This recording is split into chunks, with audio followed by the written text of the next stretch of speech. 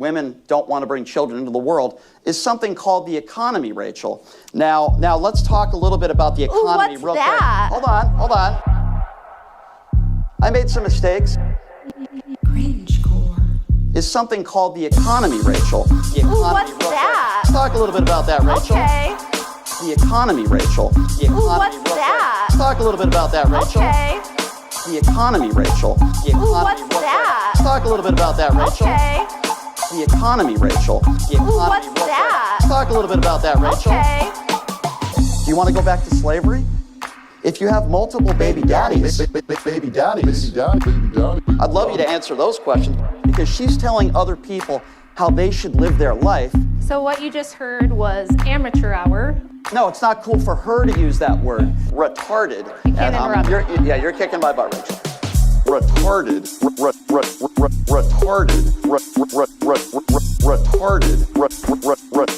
I made some mistakes. Is something called The economy, Rachel. The economy. what's that? Let's talk a little bit about that, Rachel. Okay.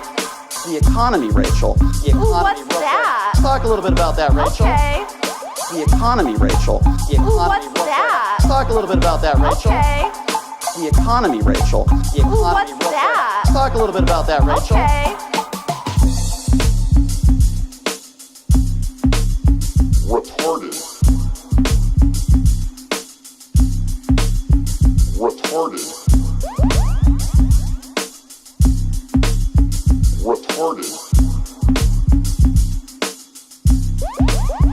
Feminism. Ladies and gentlemen, welcome to another day on stream. It is absolutely wonderful to be with you all. A little bit annoying, kicked my mouse down the stairs yesterday. Like I was in a rush to go somewhere and I pulled my headphones off the table, then the mouse went flying down the stairs and need to get a new battery. The battery went missing somewhere, so I'm having to reach over all day today. But that was a new song by Dr. Evo there. Cringecore Records. If you guys aren't aware of Cringecore Records, then you should be. Now, I don't know if my dono's working today or if it's still glitching out. I'm not too sure. I think it's still glitching out. It's annoying. Moorhead says, I was promised Lord Rattlesnake was live on Discord. Clearly, Crucible Crusader needs a smoko. Well, no, I wasn't quite live yet. But thank you for the 20 though, Moorhead. Appreciate that. We've got some of the great mods here. And we've got Holly, we've got Blame, we've got Crusader. Miss D's going to be somewhere. She might be busy with something. I'm not too sure. It's an absolute crew today, guys. Moorhead's in here, of course. An absolute crew today. Now, let me tell you exactly what we've got to go over today, because there is a lot of news going on that we do need to cover. So, new member, Scott Hot. We're going to call him Scott Hotved. Scott Hotved, new member. Welcome. All right. So, guys, Candace Owens has just come out and she has done an episode basically attacking the Wilsons, poisoning the well. We're going to go through all of that, all of the cope. Some of the most bad faith stuff I've ever seen in my life. And if you weren't convinced that this is just a purely bad faith actor by now, then I think today's review here is going to really push you over the line. And at this point, if you like, as somebody who was a Standess myself and used to be a big fan and think that she did good things in the past and has recently sort of changed my opinion since the whole Charlie Kirk investigation, or like sort of later on in the Charlie Kirk investigation, yeah, I think it's going to be pretty convincing. We've got that. We've also got Michael Knowles' response. He's come out and officially responded to this. We're going to cover that and speak about that a little bit. And then we have, of course, got the crash out of the century, guys. It's the Raging Tomatoes crash out on Sean Kelly's show. There's also talk of the moderator in the debate. We don't really know who the moderator is at this stage, but I do have some speculation as to who it might be.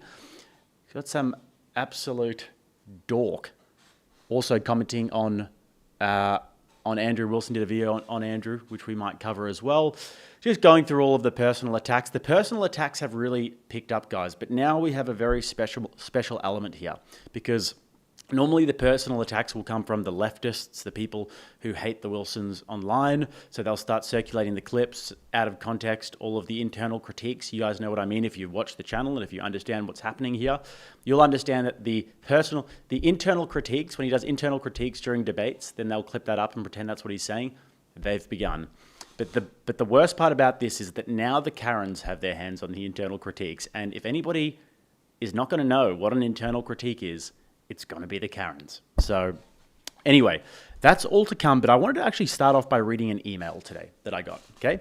Because this is an email, a message, a comment that I get extremely regularly. And I was going to just ignore this like I normally do, and I was going to just let it sort of wash over and let this person go. But I thought I would address it because it's a criticism that I get so often that I do feel like I actually need to give an earnest response to this. So this person, Chris, emails me and he goes, "Hey Jake, I know that this is a little out of left field, but you really need to consider separating yourself from Andrew Wilson. I tried commenting on you in the past that tying yourself with him would be a mistake. I'm a conservative man and partly with the manosphere. However, Andrew Wilson is simply going to give you a bad reputation and tie his sinking boat to yours. I thought sending you a private email is the best way to go about communicating with you. You don't have to reply, of course. I just wanted to say this because I really like what you stand for." Now, look, the reason I'm going to respond to this is because, first of all, it's a good faith enough email, I think. I think it's misguided, but it's a good faith enough email. Somebody saying, I like what you stand for, but I'm looking at people going after Andrew Wilson, all the reputation destruction, all the clips that are going around, and people attacking him left, right, and center, and you don't want to tie your sinking ship to his. And it's a criticism that I get very often, and it's something that I've gotten for quite a few years now. Especially, it started when I started turning toward sort of being a little bit more outspoken about Christianity. It's not something that I'm overly outspoken about anyway. I mean, I'm no theologian. I don't really understand it as well as many of the different people who are commenting on these things online, like Jay Dyer, for example. If you want to understand Christianity, go to those places and not me. But it's something that I did start to lean into. So I started to get a lot of people unsubscribing, telling me that they don't want to listen to me anymore when I started to do that. And then my relationship with the Wilsons over the years has been another one where you guys might have noticed that I've been stuck on 951,000 subscribers for a while now. That's because I get so many people unsubscribing because of my positions. Now, first of all, I want to say that for me, one of the things that really motivates me when it comes to doing this line of work is not necessarily money. Like, I like money. I need to make money. I need to pay my staff. But one of the things that really motivates me is being a part of some sort of like a movement or a fight that I can really get down with. I just don't think that I could get out of bed every single morning and stream and make this sort of content if I didn't feel like I was maybe moving the needle in some regard, okay? So this might explain to you guys why, for example, I just went to Europe and I was off for a little while and I wasn't streaming, and I'm making all these sort of documentary style videos in Europe. Just to be completely frank with you all, this has cost me probably $20,000-$30,000 that I don't really have. I don't even know if I'm going to be able to pay myself this month. It's not going to be easy to pay my staff and everything. But the reason why I have to do that is because these are things that I really deeply care about. I'm fascinated by what's happening in Europe at the moment. I think it's a real frontier. I think that demographic replacement and the rise of these nationalist movements is something that people need to be understanding and reporting on. Yes, my Spain video only got 10,000 views so far. It is pretty nerdy, but it is actually a pretty complex walkthrough of what's going on in that place. And I think that there's a lot of ideological alignment between these various different European movements, and that's a frontier that I'm really interested in. Now, the reason why I did that is not financial whatsoever. It's not to gain subscribers or anything. It's because it's something that I'm very, very much passionate about and interested in. Now, when it pertains to my relationship with the Wilsons over the years, I'm not an idiot. I'm somebody who's reasonably socially intelligent. I can understand people pretty well. And I'm also not a white picket fence little good boy who's come from a nice little conservative family and had my white picket fence and then got into my 20s and got married young and had my 5 kids, and now I post my 5 kids on the internet all of the time, and that's that's just not me. Like, I come from slightly the wrong side of the tracks. Not a bad family or anything. I come from a really good family, but slightly the wrong side of the tracks in a degenerate country, in a secular country. I barely finished high school, and then when I got a little bit older, I started to look back at my own life and the experiences that I've been through in the secular country that I was raised in, and I started to realize just how messed up it is. And maybe a lot of you guys have had a similar realization here.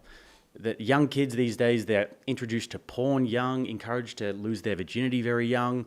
We have this pervasive culture of OnlyFans and sexual degeneracy and everything. And this is something that when I look back on, I'm like, all right, well, I've been a product of this. And I've been somebody who has, I guess you can't really call it like a beneficiary of it, but I've been somebody who's been subject to these sorts of things. And, as a teenager, it's kind of normal for everybody to live this life of sex, drugs, and rock and roll. And then you get into your adult life and you start to understand a little bit about the good and the bad, and you start to look into religious ideas and the likes, and you start to think, hold on a second, why is our culture so sick? We actually live in a sick culture. It's a cancerous culture. And all of these different elements of degeneracy and everything are actually cancerous. So if I want to move forward in this career that I'm building for myself, where I'm, speaking on the internet and where I'm talking about myself and my own life experiences and then trying to basically make an impact in the best way possible, I think that that's an area in which I can, have a voice, because like I said, I'm not some little white picket fence little good boy. I've done all the bad things, all the sex, drugs, and rock and roll, like I said before. And so I think that this is an area which I can have an impact. And the only people that I really see having a major impact in this area are the ones that are going to the coalface and going to ground zero and actually debating these ideas, putting arguments into the ether and making it, I guess, uncool to be like that, and making actually destroying these worldviews in real time. And now people can say what they want about the whatever podcast. It's, you're just debating OnlyFans girls and everything, but this is like at the very coalface of the degeneracy of our society. And if we can push back on that, I see that as a really good thing. So this is why I think that the Wilsons are having a tremendous impact. Rachel Wilson has put in amazing ideas in terms of combating the feminist movement, for example. Andrew Wilson has, been responsible for many of the different arguments that a lot of people use, even the people who will insult him. So I stand with the Wilsons in that regard. Now, let me tell you what I would do if I wanted to just grow my audience as much as possible and make as much money as possible. Just a word to the wise here. I'd take quite a neutral position on everything, and what I would do is I would create the biggest tent that I possibly could. I would never be too outspoken about any of these things like degeneracy. I would try and take the sort of more neutral, understanding, empathetic position, the kind of position that women could, for example, get behind. Your average woman could get behind. The kind of message that a woman would encourage her boyfriend to listen to. So guys don't have to be listening to it in the wee small hours of the morning, if you will. I would do that. I wouldn't talk about religion very often. I wouldn't talk about Christianity because I know how divisive that is for people who are secular, for people who are atheists. They don't like to hear about that sort of shit. I wouldn't ever really talk about that. I wouldn't make it known that Christianity is something that I'm leaning into. And what I would do is I would sit there, I would stream every morning, I'd make my videos, and I would make them as uncontroversial as possible, just talking about things like the trans movement and men in women's bathrooms and these sorts of things. I'd create the biggest tent possible, and then I would just make content all of the time. But that just doesn't get me out of bed in the morning. I cannot do that. What I want to do is make as much of an impact as possible, and I do believe that fighting against these issues are some of the biggest issues of our time. We're talking about cultural degeneracy, the cancerous cultural degeneracy that we are all aware of, that we are all privy to, that most of us have been subject to. I'm talking about abortion. I think this is a major issue. I'm also talking about immigration and demographic replacement. I think that these are some of the biggest issues of our time. And the fourth one I would say is secularism, atheism, nihilism in our culture. I see this absolutely everywhere.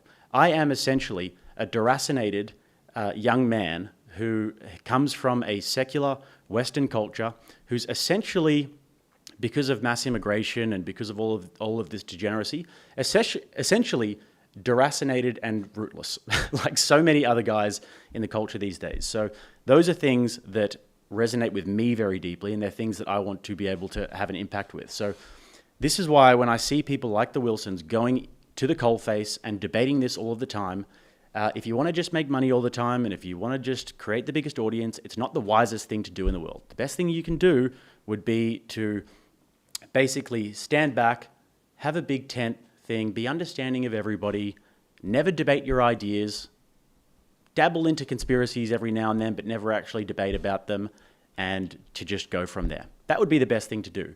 And so, last point I'll make about this here. In terms of the sinking ship and everything, if I really did think that, for example, like the clip that's circulating at the moment where Andrew debated that dork Oliver and made the internal critique point about grape. We all know the clip. If I really did think that Andrew Wilson was making the argument there, that actually women enjoy that sort of thing, if I really did think that, yeah, I would have a major problem with that. But the thing is, I know it's an internal critique because I understand debate to an extent, and I understand logic to the extent that I understand it. And I know the facts of what is happening there. So how much of a coward would I be if I just jumped off the sinking ship as soon as the arrows started flying? Because my friend was under attack. And my friend, not only my friend who I've conversed with online for a few times, my friend who's taken me into his home for multiple weeks at a time, the Wilsons essentially adopted me for a little while when I was over there in America, has opened many doors for me, has been extremely generous to me, has been nothing but kind to me over the years. How much of a coward would I be if I just jumped off the ship straight away as soon as the arrows started flying? That's just not who I am. And look, I don't mind a fight. That's fine. And if people want to unsubscribe to me, if they really hate me so much and they want to unsubscribe and they don't want to ever listen to my content again, be my guest.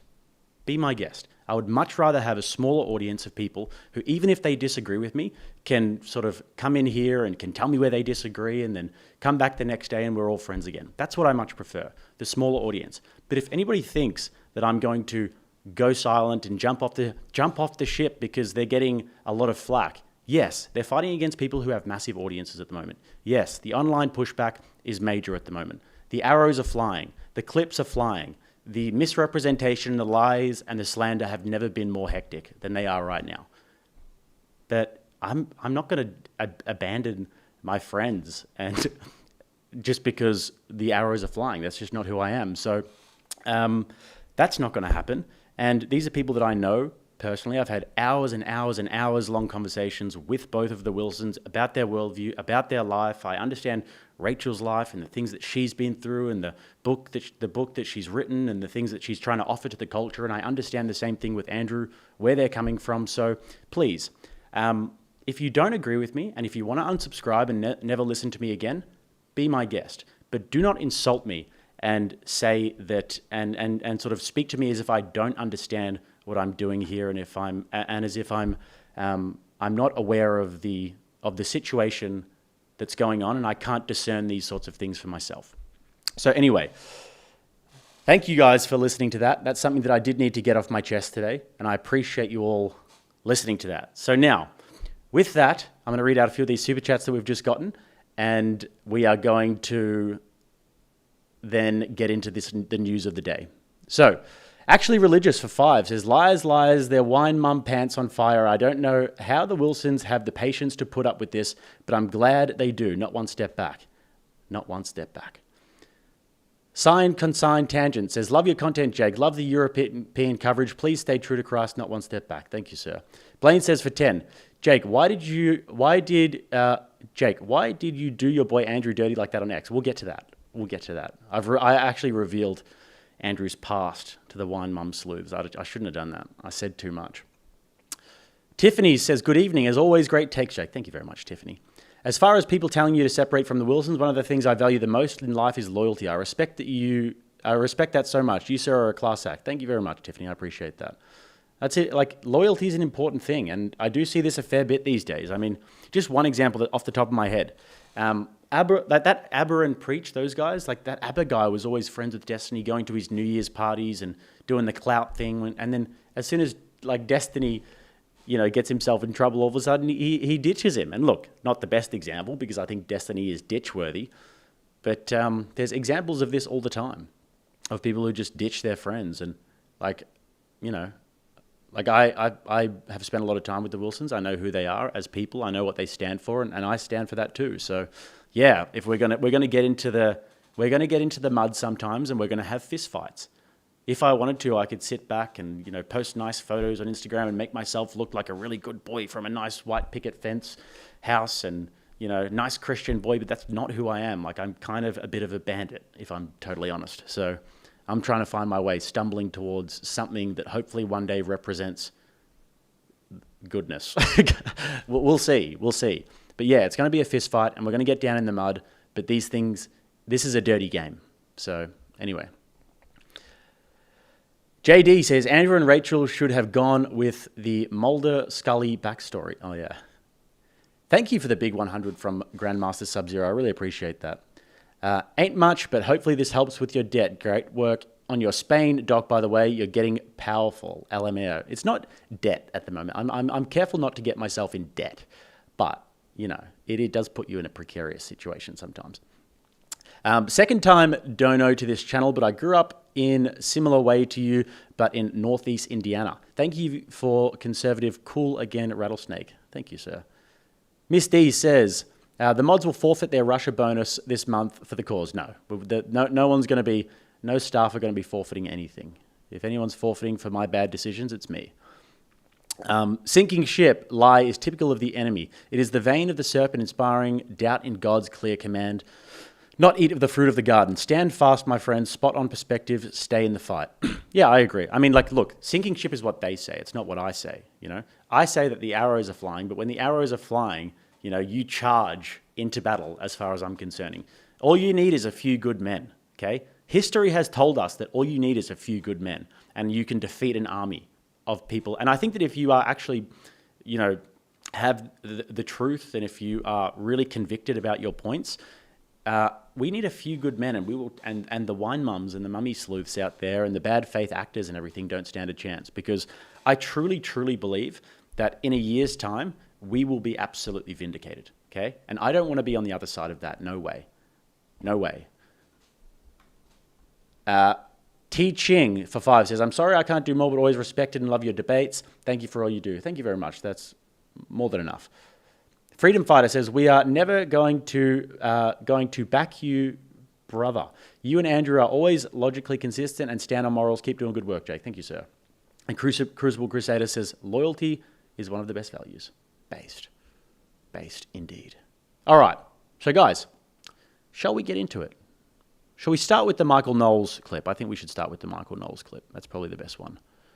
Just going to get us into the lounge here, and we're going to talk about, I'm going to put myself on screen again. There I am. All right. So starting with the Michael Knowles response here. Let's go through it. I've got mixed feelings about this one, but we'll go through it in detail.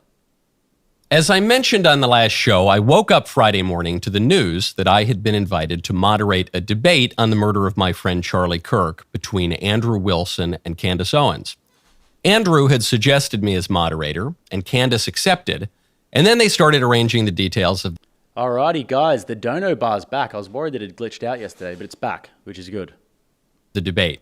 There was just one person they forgot to ask. From what I've gathered, the debate apparently involves big money.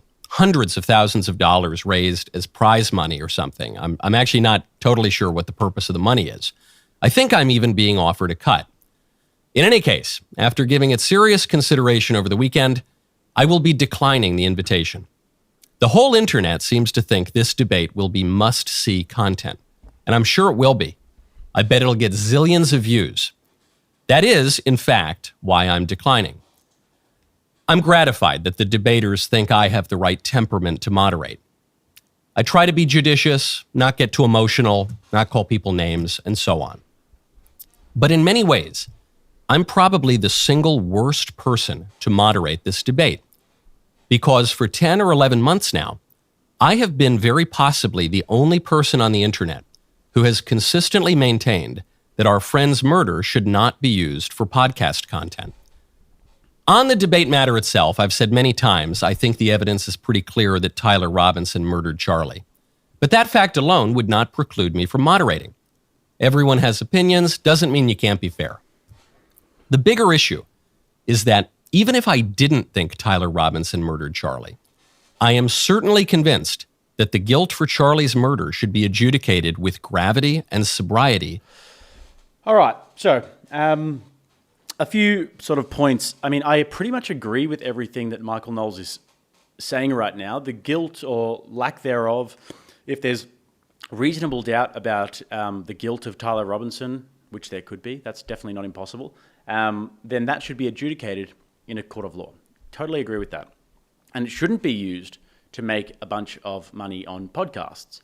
But the person who has been making all of the money on the podcasts and who has started this and keeps on going with this is Candace Owens, okay? So if you really do have a conviction about disagreeing with this, then that would be the person. And I do think that this is sort of the way it's coded here, because Andrew hasn't gone and made a bunch of money off this. I mean, like we said before, guys, the arrows are flying, and they're pretty much flying in one direction at the moment, and that's towards the Crucible guys. And the people are trying to destroy his reputation and humiliate him and everything like this. He's up against a behemoth of a platform in terms of Candace Owens and then all of the other orbiters, your Baron Colemans and Ian Carrolls and these people who have these huge audiences of people. So they're like the ones who are going to pay the price here, or who are paying the price here at the moment. Andrew's not making all of the money off of this debate that's coming up. You can see that he hasn't really been streaming much recently because of the, I guess he's got to go and do preparation for all of this and for the debate and everything. So there's one person here who's making all of the money. It's Candace, and then it's also the orbiters like your Baron Coleman and the likes.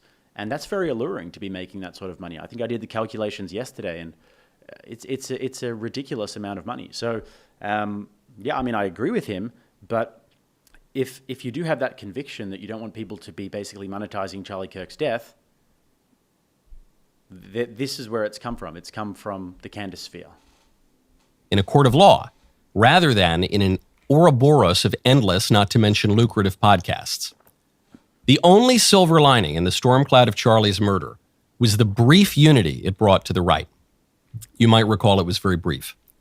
The right came together as leftists at every level of politics revealed their rot and cruelty by justifying and celebrating Charlie's murder, in some cases before his body was even cold. Soon after, however, a cottage industry sprung up of Charlie murder content. Candace, of course, launched her series on the subject, which I've said many times from the beginning I thought was wrong and I wish she wouldn't do it.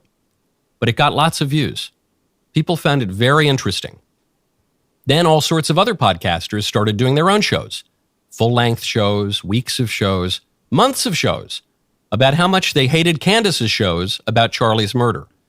Yeah, like, look, guys, let me tell you as a YouTuber right now, there might be a little anti-Candace industry, but if you want to make cash, and if you want to really ride this gravy train that's been going for nearly a year now since the death of Charlie Kirk, the best thing you can do is to join that sphere. And we've seen a lot of people do it. And even after the pretrial hearing that we saw a few weeks ago when a lot of evidence came out, these people weren't exactly taking a step back and being like, okay, well, look, some evidence has come out here, and I think that maybe potentially our position here isn't the most viable. Let's just wait to see what happens at the trial here. That hasn't been the attitude of these people. It's been doubling down and it's been tripling down, okay? So if you want to, lose subscribers like I have, okay? If you want to lose money and lose viewership and lose audience and have people telling you all the time all of this hate in the comments about how, I used to like your content, do that, okay? Go against it. But if you want to make a lot of money and ride the gravy train, then what you have to do is essentially get a feel for what's happening in the echo chamber over there and just start repeating the points and do your own little investigation and Google searches and all of these sorts of things and break down all the videos in micro detail and then find your own missing pieces to the puzzle, and you'll make a good bit of cash. And then poison the well with all of the other evidence that comes forward and saying, well, it comes from the feds. That's fed slop. Be a part of the murder mystery, okay? There's only so much content on Netflix for these people. And those podcasts got lots of views too. The other group of podcasters' justification was that they wanted to debunk Candace's theories, to get people to stop watching her shows. Many of them, I suspect, had very good intentions. But I said at the time that I thought it was a bad idea. See, a lot of people just come in and I've never seen this guy, the last Bob. He says, come on, Jake, love you. Andrew and the show, but Andrew asked for this. He's a big boy, stop feeling sorry for him. I don't know where you think that I said that I feel sorry for him. I don't feel sorry for him. Yes, he's taking on a big fight at the moment, but like I said before, last Bob, I love you too, by the way, last Bob. I love you too, okay? But I'm not feeling sorry for him. Like I said before, let me tell you, there's the interpretation that I've got from the other people and what they're saying, and then there's the situation on the ground here. Like I said before, okay, a few good men is all we need. We know that, okay? This is not the first time that the arrows have flown. This is not the first time that the Twitter clips have started going viral, and we've had to come on, we've had to debunk them claim by claim. It's not the first time we've been in a fist fight here, okay? It's not the first time we've done this. So we just need a few good men. We're going to be fine. We're going to get through this. I don't feel sorry for him at all. He's got good people around him, and we're going to fight. So not feeling sorry for him at all. I mean, I think that if anybody's going to pick up the sword and be the one to, dismantle this, which I think that he particularly hates because it's dividing the right. And there was an amazing opportunity, like Michael Knowles just said, after the assassination of Charlie Kirk there, for the right to sort of come together and to focus on the true enemy, which is the commie left, the commie secularist left who wants us dead. And guys, I just fully 100% wholeheartedly agree with that. And to the more American-centric audience over here, this is sort of, lots of the time we talk about what's happening in America. But having gone around Europe recently and spoken to all these nationalist movements, it is exactly the same worldwide. And this sort of communist leftist threat that we all face in the Western world, even though people don't think that we face this, we do. It's ubiquitous around the Western world, but in places like France and Germany and England, not really so much England, but like France and Germany and Spain, they're much more militant, these leftists, and they actually want to kill you, and they have strongholds all over the entire country. Like if you guys watch my Spain video, you'll see that there was Antifa strongholds absolutely everywhere. They want to kill you. They want to abort all of your children. They want to trans your children if they can't abort them. They want to replace your demographics and replace your people. There's nothing more that they love. There's nothing more that they love than white replacement. They hate white people. They see them as all colonizers. They see the world as oppressor versus oppressed, and the sort of straight white male is at the top. They want to destroy your demographics, destroy your country, all of your traditions, all of your homes, anything that you consider sacred to yourself, and they want to kill you. How did I arrive at that conclusion? Through lots of study and thought and visiting these places and actually seeing what's going on the ground. Do I think that Candace is helping at all with that? No, she's doing the opposite. I really do think that. She's doing the opposite of helping. But it's very easy for her to do because she can sit in her studio all day, make these episodes, make a lot of money, be married to her aristocratic prince boyfriend, husband, have her kids, look like the perfect life, go for it. But a little bit different from my vantage point. That it would be counterproductive. That we should state our opinions, of course, tell the truth as we see it, but that to obsess over every theory and speculation and provocation not only would not work, but in fact would do more harm than good to everyone and everything other than the view counts and bottom lines of the various podcasters. I predicted that this issue would only be resolved in a court of law, that opinions would only be changed by the prosecution and the defense, the sort of thing we began to see in the pretrial hearing last month, that all the rest of it was noise at best, and at worst, a very dark form of entertainment. Basically, everyone ignored my opinion, and many people harshly criticized me for suggesting it.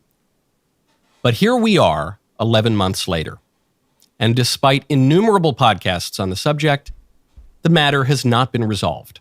The rancor has gotten worse. The appetite for the Charlie murder industry is higher than ever. So, this debate... And that is the fault of Candace. It's like you don't really want to... I mean, I can understand Michael Knowles' position here, but if that's your big issue with it. The big contention is the Charlie Kirk murder industry. Candace Owens, Baron Coleman, Ian Carroll, those guys are the ones who are pushing this, okay? This is what's happening now with the Wilsons and with other people is a response to that, because they want something similar to what you want, Michael Knowles, which is a more unified right-wing movement that pushes back against left-wing, against hard left ideology and secularism and atheism and demographic replacement and abortion. We want that. We want to be oriented towards the right thing. So this is something that we need to actually defeat, but we'll carry on. It will be the Super Bowl of Charlie murder content. Millions of people will watch it. Lots of money will be made. Lots of opinions will be put forward. And I strongly suspect that this, too, will fail to put the matter to rest. Lots of very fine people, people I quite like and admire, friends of mine, think this debate is a good idea.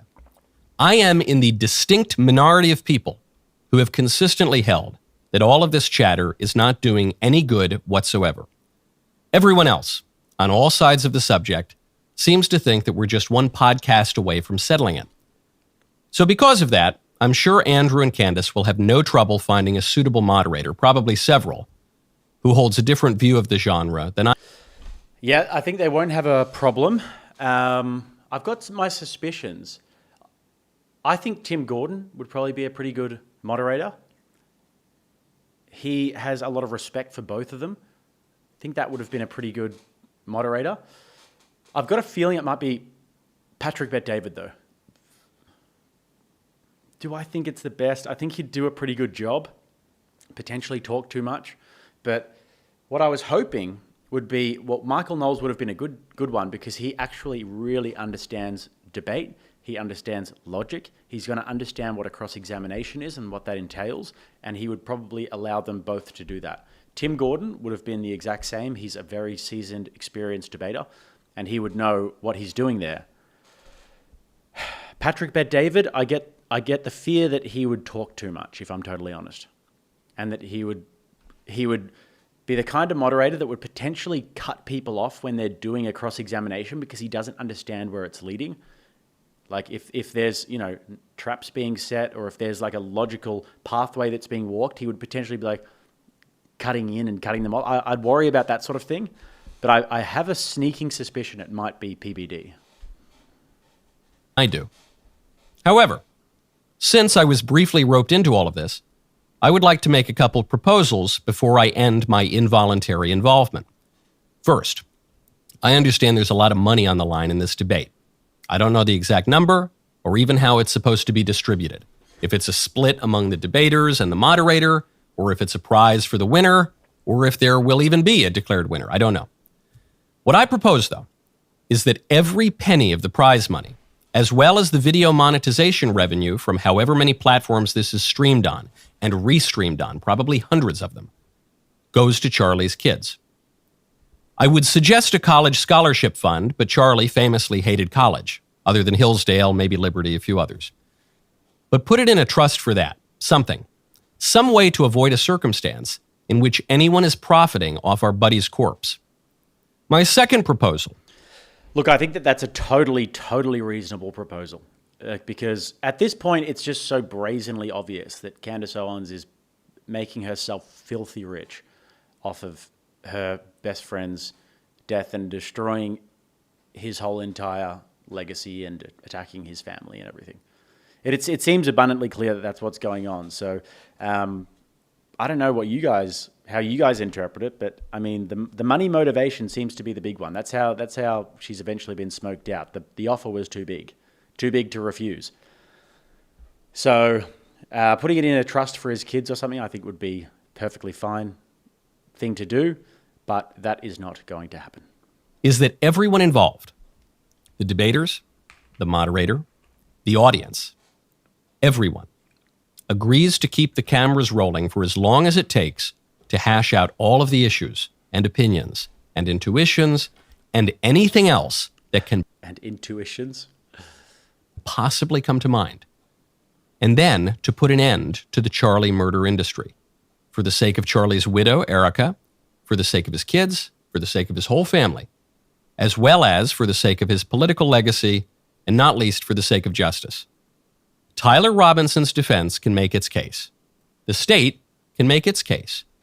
The rest of us can comment as hard facts come to light from the authorities and from the accused. Those are my suggestions, since I was sort of asked. I have no expectation that anyone will pay any more attention to those suggestions than they did to my similar recommendations many months ago. But the best thing that could come out of this debate is for it to be the final word of the Charlie Kirk murder industry. If I thought that were likely to happen, I might have agreed to moderate. And I'm open to being proven wrong. I hope I'm proven wrong. But I wouldn't put any money on it. I'm Michael Knowles. This is The Michael Knowles Show. Look, I think it is a reasonably principled stance, and he has been very consistent about this for a while, and he's at least not afraid to say that he thinks that Candace Owens is wrong in the things that she's doing. I think he could be a little bit more, let's say, robust in his criticisms there, because if he does have a big problem with this, with the Charlie Kirk murder industry, with the big murder mystery that's going on, with the misplaced attention that's being put in this, and if he does have a big problem with people, disturbing Charlie Kirk's widow and Charlie Kirk's family and everything, there is only one place to look. And that's Candace Owens in the Orbiters. So there'll be a moderator. We'll see what happens. Andrew responded to Knowles. Did I get Andrew's response here to Michael Knowles saying, thank you for your consideration anyways. I understand without meaning to put you in a tight spot. Appreciate the goodwill. So that's that. Anyway, guys, Candace Owens has also responded. I'm going to read out some of these super chats that we've got here, and then we're going to go into Candace Owens' extremely bad faith episode this morning. So where were we in terms of all of this? Typerp said for 5, not sure about the conspiratards, but I think we wish this debate wasn't necessary. Yeah, I mean, we would like to be continuing on our way and debating leftists on all of their absolutely horrible, abominable ideas and going into their spaces and debating them and continuing with what we've been doing. But this is like a sidetrack that's happened that none of us really wanted. Who is the bro spurging on my super? Lol, I'm not sure. Tiffany says for 20, I haven't heard everything he has to say yet. However, I think this is an L for Knowles because Andrew is unbiased for sure on this topic, but has the opportunity to stop all of these idiots from making money off Charlie's death. Yeah. Michael Knowles, I suspected, might have done something like that. But I can't really criticize it too much. He has been consistent, at least. The problem Knowles has is that the candy stands won't accept the verdict. Well, yeah. I think that Knowles doesn't want to step into that arena because it's just the candy stands and the wine mums and the mummy sleuths and everything is unbearable. I've got to deal with them every day on freaking Twitter. Grandmaster Sub-Zero said for 10, I think Myron would be a great moderator. He likes them both, and I'm not sure he has a position on the debate topic. I think he would have been a good one as well, actually. Mama Owlbear for 20 says, same thing about standing up to the leftists. Michael Knowles does that every day. We have to speak up. Same with the Canditard narrative. MK won't say that, though. Thank you from one of the 92% Protect Erica Kirk chat group. Yeah, Michael Knowles does do that a lot. He is pretty good like that. Thank you very much for the 20. I appreciate that, Mama Owlbear. Appreciate the 20. All right, so let's get into this Candace Owens footage. Let me really quickly just have a look at my timestamps here. Little bit of cope at the start at 1 minute, and then we'll get into the full thing after that. So, the kind that hangs like NSYNC and Backstreet Boy posters in her bedroom. Well, it actually turns out that she's a 45-year-old drunk who probably needs someone who loves her to take her phone away. I'm going to tell you how that all got discovered this weekend. It's like which most. Also, so you know that crazy handle at No Soup for Knowles? I mean, totally psychotic. It was essentially a Daily Wire superfan account, which most people reasonably assumed was like a 13-year-old teenager, the kind that hangs like NSYNC and Backstreet Boy posters in her bedroom. Well, it actually turns out that she's a 45-year-old drunk who probably needs someone who loves her to take her phone away. I'm going to tell you how that all got discovered this weekend. But first, I have exclusive, never before seen photos for you, the 4K HD kind of Tyler Robinson, kind that make us conspiracy theorists look like we're just really the people who have the courage to tell the truth early. You know what they say, what's the difference between a conspiracy theory and the truth? About 2 weeks. Welcome back to Candace. Okay, so there was nothing there. Let's get into the Wilson updates over here. Check into rehab and stop letting homosexual men direct her actions. But there's a lot more here. We just learned about a conservative corporation who have top people at the company that are involved in this group chat. And so this will be a beginning, not an end. We're going to keep an eye on this Protecting Mrs. Erica Kirk group chat. It's getting, and of course, like Paramount Not So Tactical is virtually the only male that's in that group, which is hilarious. Anyway, also want to give you guys an update really quickly on the Andrew Wilson stuff. I mean, I kind of gave you the update at top of show. We are trying to figure this out. Get ready for this, guys. All I could say. I have had no new demands since the in public negotiation that he insisted on. He has had a lot of different, let's do this, let's do that, whoever his team is, you never know who you're emailing.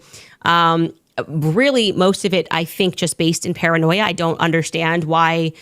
I don't know. Like, do you really think I'm the type of person that would like embezzle funds from you and then be like, haha, I'm not going to give you the money and I would rather just go to prison for embezzlement? Like, no, not really reasonable. No, my team is not going to be cutting mics or doing anything crazy. I could have done this just one-on-one.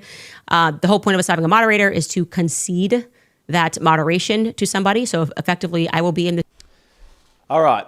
So there's $300,000 that's being given here. Every single debate, even if it's a small debate, one that I'll do virtually on MDD, I'm always making sure that we want to get the right prompt and everything. And then if you're going into away turf, for example, like if I'm going to go onto somebody else's channel and do a debate, even if there's a moderator, you want to make sure that that these people aren't, known for cutting off mics and things like this and muting you. That's why it's really difficult to go into the TikTok spheres, for example. Now, you also want to get the structure and the format of the debate down. This is what we're going to talk about, etc.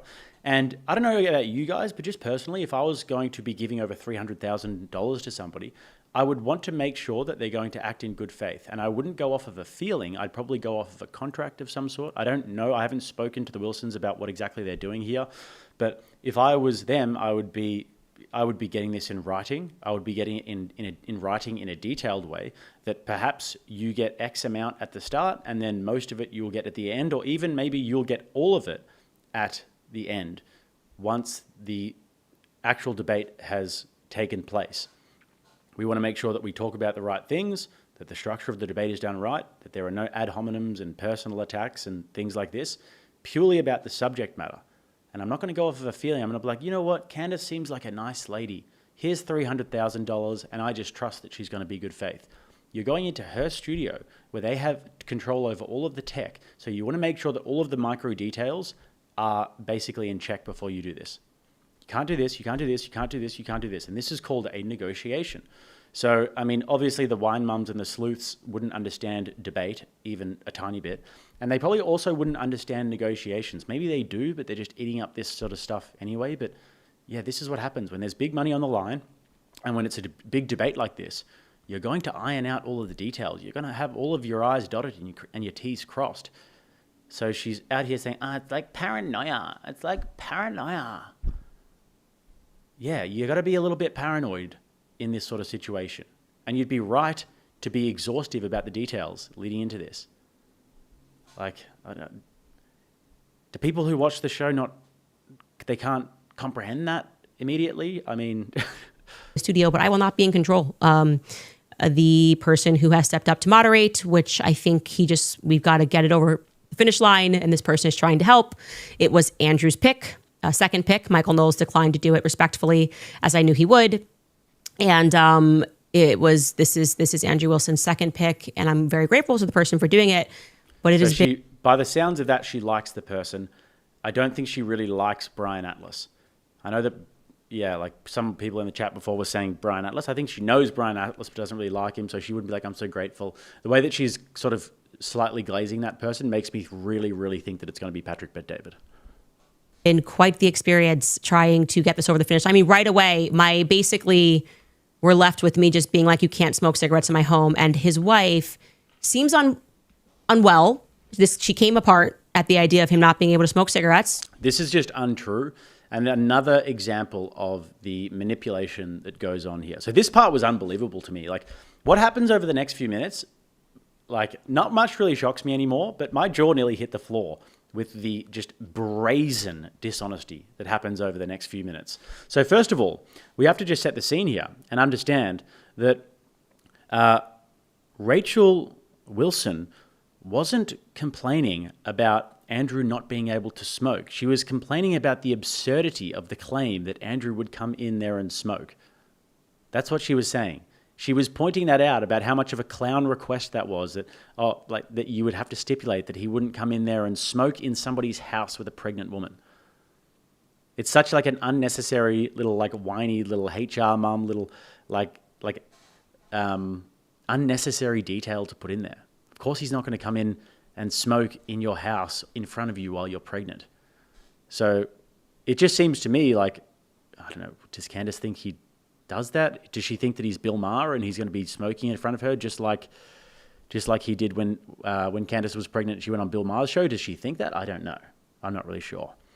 But seems to me like just another way at just attacking. Personal attacks, personal attacks, personal attacks, personal attacks. Rather than actually logically thinking in her brain that he's going to come and do that. Just respectfully, I really don't care what you call me. She instantly, while he was trying to negotiate a clause that says he automatically wins if there's any ad hominem attacks, his wife, who seems to jump into all of his debates, was trying to be like, this is ridiculous. Why can't he smoke cigarettes in your studio? And she said, no smoking, typical woman nonsense. I'm surprised she hasn't Me Too'd anyone. Yeah. Okay, Candace, let me break this down for you. That is a joke, okay? She's not actually surprised that you haven't Me Too'd anybody. She's joking. And when she says, lol, no smoking, that's because of how ridiculous the claim is. It's because of how ridiculous the stipulation is, as if he's going to come in there and just smoke, okay? So it's called rhetoric and it's called a joke. Okay, but Candace Owens, I mean, how low IQ must she think her audience is to actually come out here and say, well, Rachel Wilson was so upset that I'm not going to let Andrew smoke, and she actually thinks that I've Me Too'd someone. That speaks to how like condescending she is to her audience. Like, what? What is the logical leap there? I'm going to Me Too a man because I'm not going to let like your husband chain smoke cigarettes. Like, do you have any respect for yourself? That doesn't even make any sense. I don't even know. And then she wrote again. I mean, she was going crazy about these cigarettes. She wrote this. Yeah. Who clutches their pearls about smoking? Zoomer soy boys, maybe. Or the type of woman who reports everything to HR. Like, I don't even know what this is. It's so trashy. I can't comprehend it. And I'm a person, I have family members that have. So the well poisoning continues.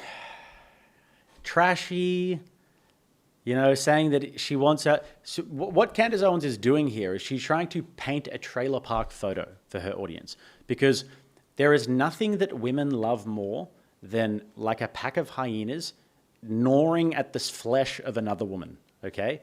So Candace has done this with Erica Kirk. She even did it for the No Soup for Knowles. We listened to that briefly at the start there, saying she's like some 45-year-old woman, so trashy. And now it's happening again, okay? But now they're gnawing at the flesh of Rachel Wilson, like a pack of hyenas. Gnawing at the flesh, okay? There's nothing that women love more than doing that shit. And that's exactly what's going on over here. So she's now trying to paint it as trashy and smokes everywhere that they go and everything. Like, I've lived for short periods of times in trailer parks that I've slept in when I was younger. Kind of nice, by the way. They get the nice little trailer park settings. I've never seen this. Women eat this shit up. It's time to go after another woman, and we're going to go after her in a pack, like we're back in high school again. Get the girls together. It's time. It is time, girls. Round up the ladies. It's high school again. We're going for it. See this level of low class. No, I was like, okay, I guess I'm a Zoomer Me Too'er. because your husband can't chain smoke in front of me. She just kept going and going. Then she was like showing photos of me pregnant while I was doing backstage at the Daily Wire. Yeah, just so we're clear, it's not a tiny little studio. It's an entire warehouse. Like that smoke. How can we be so foolish? How could we be so foolish, guys? The room's bigger. That's totally different. I don't even know why we brought that up. Why did we even bring that up? There's like 4 guys around her smoking cigars, which if you've ever been around multiple people smoking cigars, it is unbelievably pungent. It like fills up the room, okay? It's way worse than smoking cigarettes. Cigar smoke is actually very potent. If there's 4 of them smoking around you, but the room was bigger. Silly us, guys. Silly us. Is not baking anything. And it's also a cigar. Cigarettes to me, like... Way worse.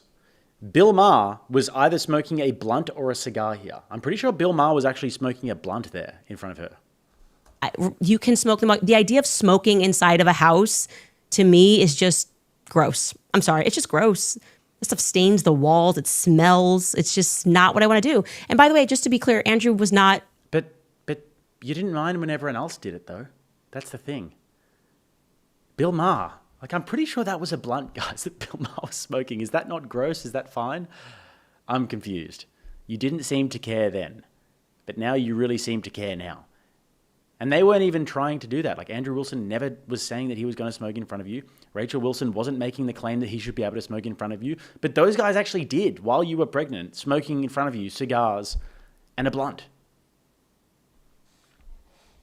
She must really not like her audience very much. Candace Owens has a lot of confidence for a hammerhead shark. Louisiana Stu says Andrew already said he would wear nicotine patches on his chill stream. Yeah, and he does that on whatever. He's on whatever for like 10 hours, guys. He's done it heaps of times. He'll go out and have a cigarette every few hours or just have Zins or whatever. It's not rocket science. Musey says 75 years ago, women like Candace would have been committed to an asylum to keep society safe from her. She's dangerous levels of stupid. And Blaine comes in with a big 50, thank you, sir. Says, shout out to all the cantards in the chat. Seethe harder, the copium is spilling over. There's a lot in chat today. But we expect it, guys. Thank you for the 50 though, Blaine. But we expect it, guys. That's what we expect around here. If we're going after this topic, there's going to be a lot of haters. So I don't want people getting banned unless it's just totally reckless what they're saying. But let them seethe. It's interesting. We just ticked over halfway to the goal, guys. I know that we can get there today. With the level of content today, I know that we can get to that goal. I have faith in us today. Isaac Hayes, don't see Isaac too often these days, says for 15 there, Candace is digging herself a very deep political grave. I don't know about that. I think that she'll be just fine. She'll go on to another investigation after this. If it doesn't pan out, she'll just basically switch it up. So anyways, let's carry on here. Protesting that, I think he understood that couldn't happen, and he's been a part of debates where you can't smoke, but this woman came undone. I was just calling me names and couldn't believe that I said her husband couldn't smoke in my home. Like, try having some respect for yourself. You can't smoke in my home. And then someone pointed out to me that this is like a routine thing where she just jumps into his debates, but his brand is like manosphere and patriarchy. If she comes in with this level of research, guys, thank you for the membership from Caleb, by the way.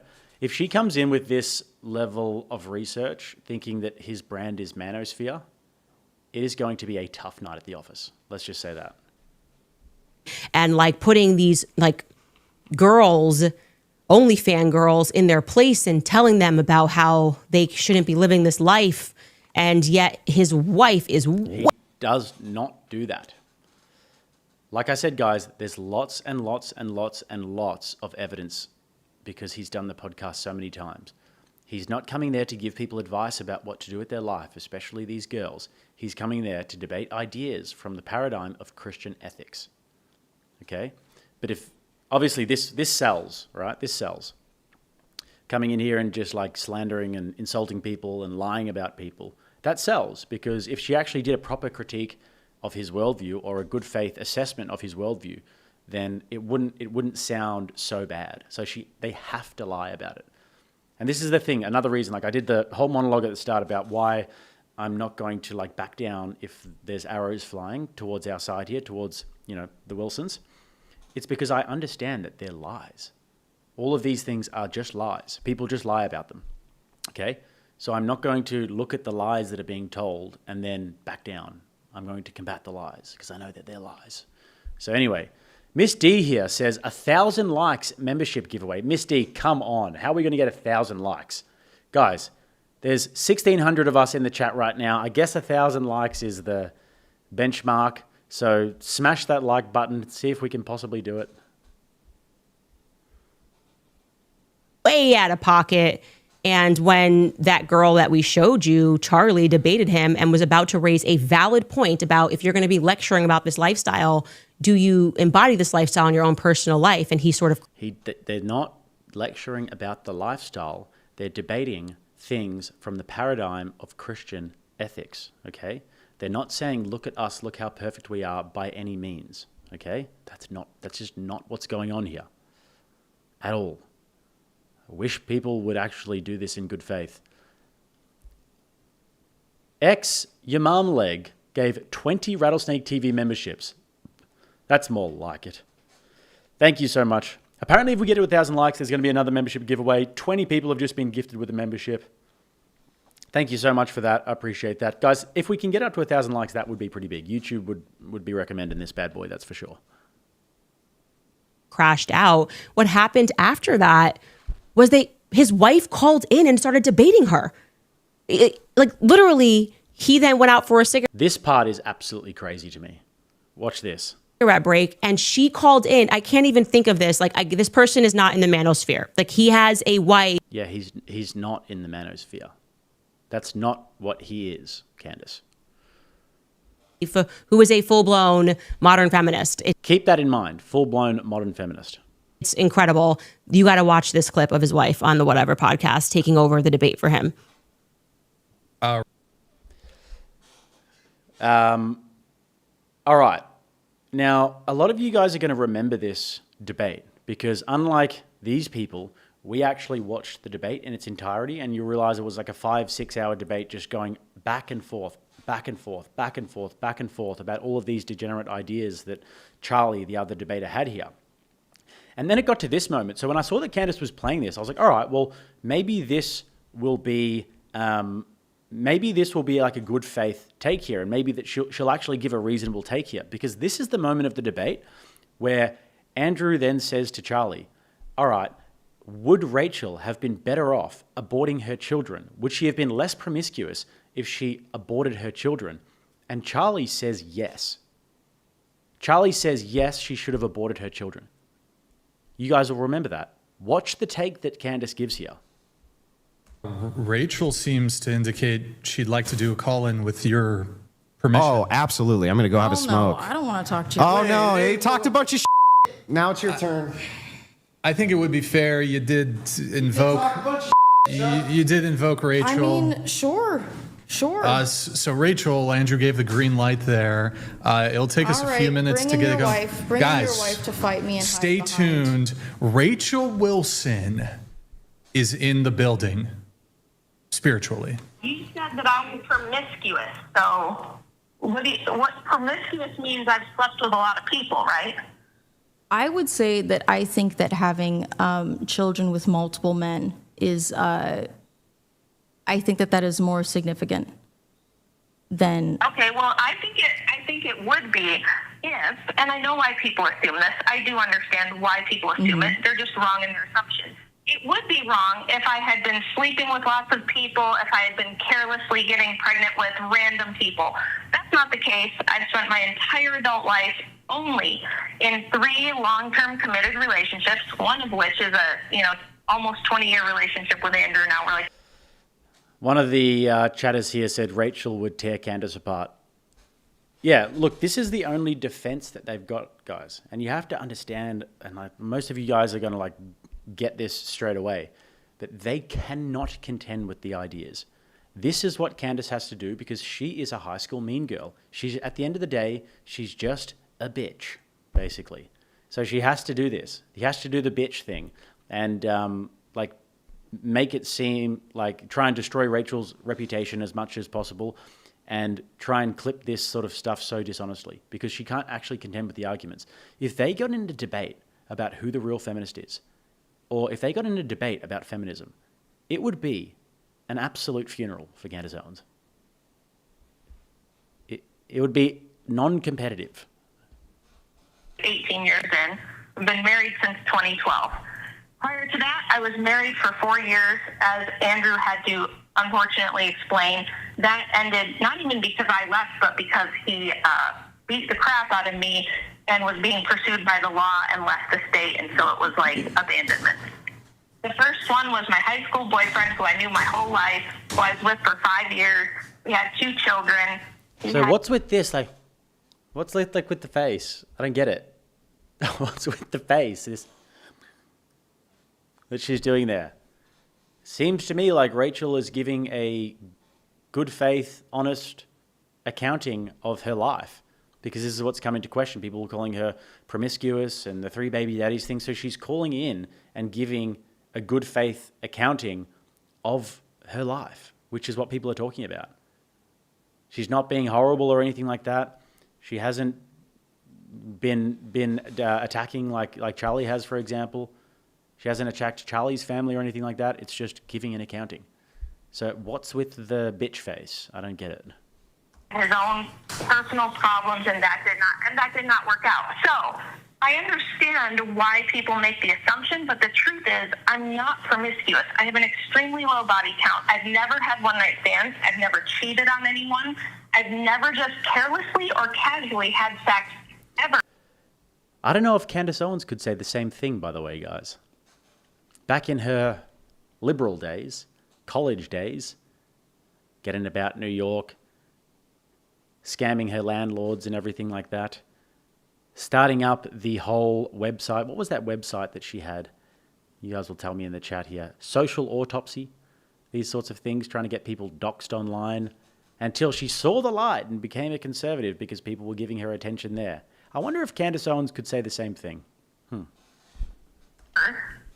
So I've only ever been with men that I, at least at the time, felt certain I was going to be with forever and have a family with. Maybe you should I have. did get nerfed on the first 2. I did get nerfed on the first 2, I will admit. But Hey, Charlie, I did wonder, hang on, Rachel, I did wonder one thing. If she had slept with 3 men but had aborted all of the children, would she still be promiscuous? She would have lived her life. It would have been better for her. If she had only slept with 3 men but aborted her children, would she, Rachel, stop for a second. Would it be the case? Was that too abusive? Shut up, Rachel. Was that too abusive, Charlie? I don't know, man. The aborting kids part. Candace.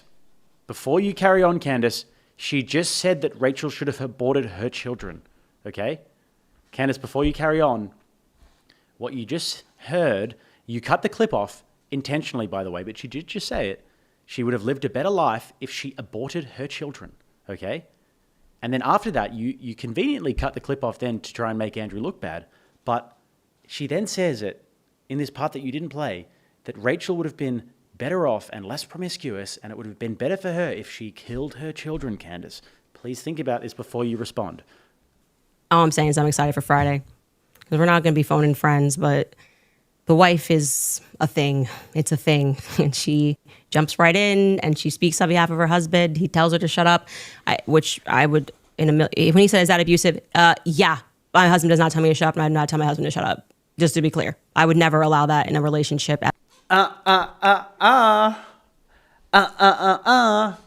Even though it was, first of all, it was a joke, right? Shut up, Rachel. Is that too abusive? And it was funny. Second of all, you would never allow that. But what if you were talking too much, Candace? And what if Georgie boy was having a bad day? He was a little bit pissed off and he said, Candace, shut up, in his posh accent.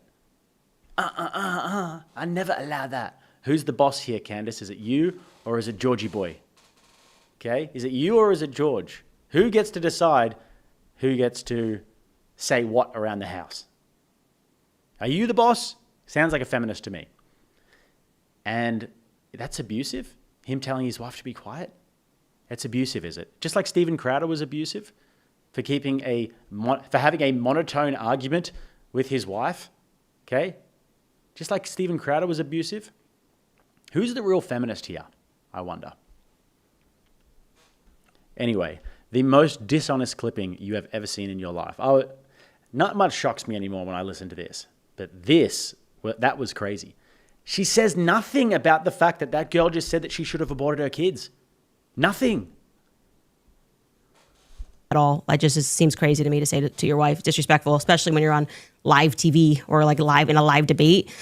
To be fair, I did tell his wife, I suggested she should shut up. So like maybe it's an extenuating circumstance when she just kept tweeting about the cigarettes. Like, your husband can't smoke in front of me. I don't know what to say. He's not allowed to smoke cigarettes in front of me, and he's not complaining about that. So why are you online authoring 37,000 tweets and finding photos of me trying to pretend that I'm a hypocrite? No one has ever in my entire life, to be clear, in my entire life, smoked cigarettes in a home that I've lived in. What has that got to do with anything? What has that got to do with anything? Okay. Good for you, Candace. Good for you. It's my home. So it's a strong no.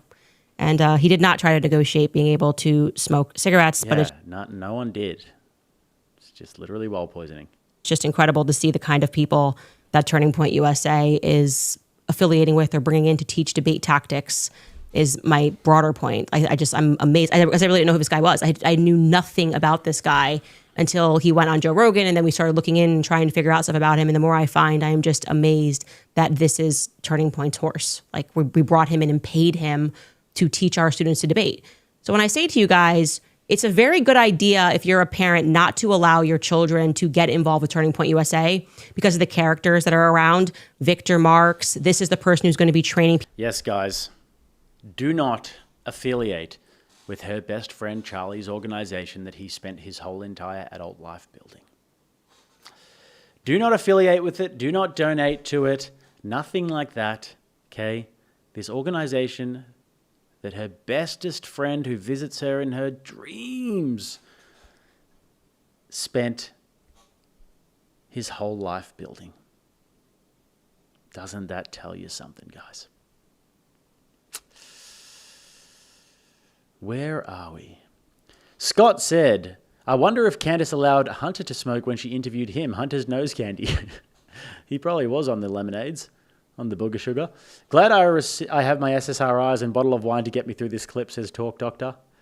Stub Toe says, you got to check out Valhalla VFT's vid on Andrew. Similar script Candace is on. These people are just arguing vibes, yeah. There was another dude, I can't remember what his name is, but Miss D sent it to me last night, and it was horrible. We can watch that, but we got to get the dono bar up, guys. And if we want to watch the Sarah crash out as well, we got to hit the dono bar, guys. We got 1,700 people in here. We should be able to.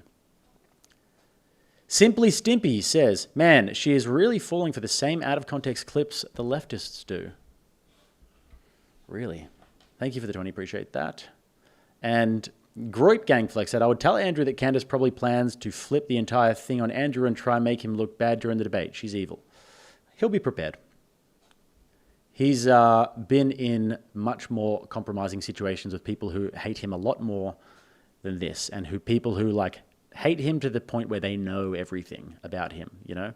Like, they know all of his positions, and they know all of his controversies, and they know all the podcasts that he's been on. They spend their whole entire life trying to destroy him.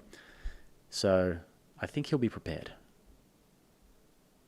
People to debate and being paid to do that. Like, this is what I'm talking about. They're no longer the organization that had the image that Charlie wanted. Charlie was the exact opposite of this. Always respectful in his debates, no matter how fired up they got. It was one of his rules. He would never denigrate. He's not tagging people in to defend him. So do you do that though, Candace? Do you like constantly do that? Just a quick update though, guys. Andrew posted a tweet just then saying it's happening. Full stop. So it seems like it is signed, sealed, delivered, happening, guys, which is really, really cool. Certainly not the kind of person that would ever tell his wife to shut up.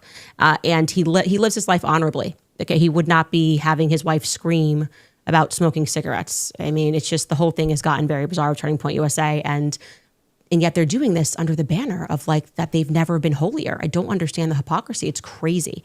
Anyway, we will take a quick. Convincing stuff there, guys. Convincing stuff there. I mean, yeah. Never told the wife to shut up? Okay. Sure. Speaking of Valhalla, I actually did put this clip up. I actually saved this clip the other day. This is him just basically fully admitting that Brian Harper was never at the base. I've got some news for you guys. Brian Harper wasn't there on the base, and I know that for a fact. He has proof of that. It's almost like he was in a different state at the time. It's not my content to put that out, okay? I'll just say this. But I can tell you it is proved that Brian Harper was never in Arizona on September 9th. What does that mean?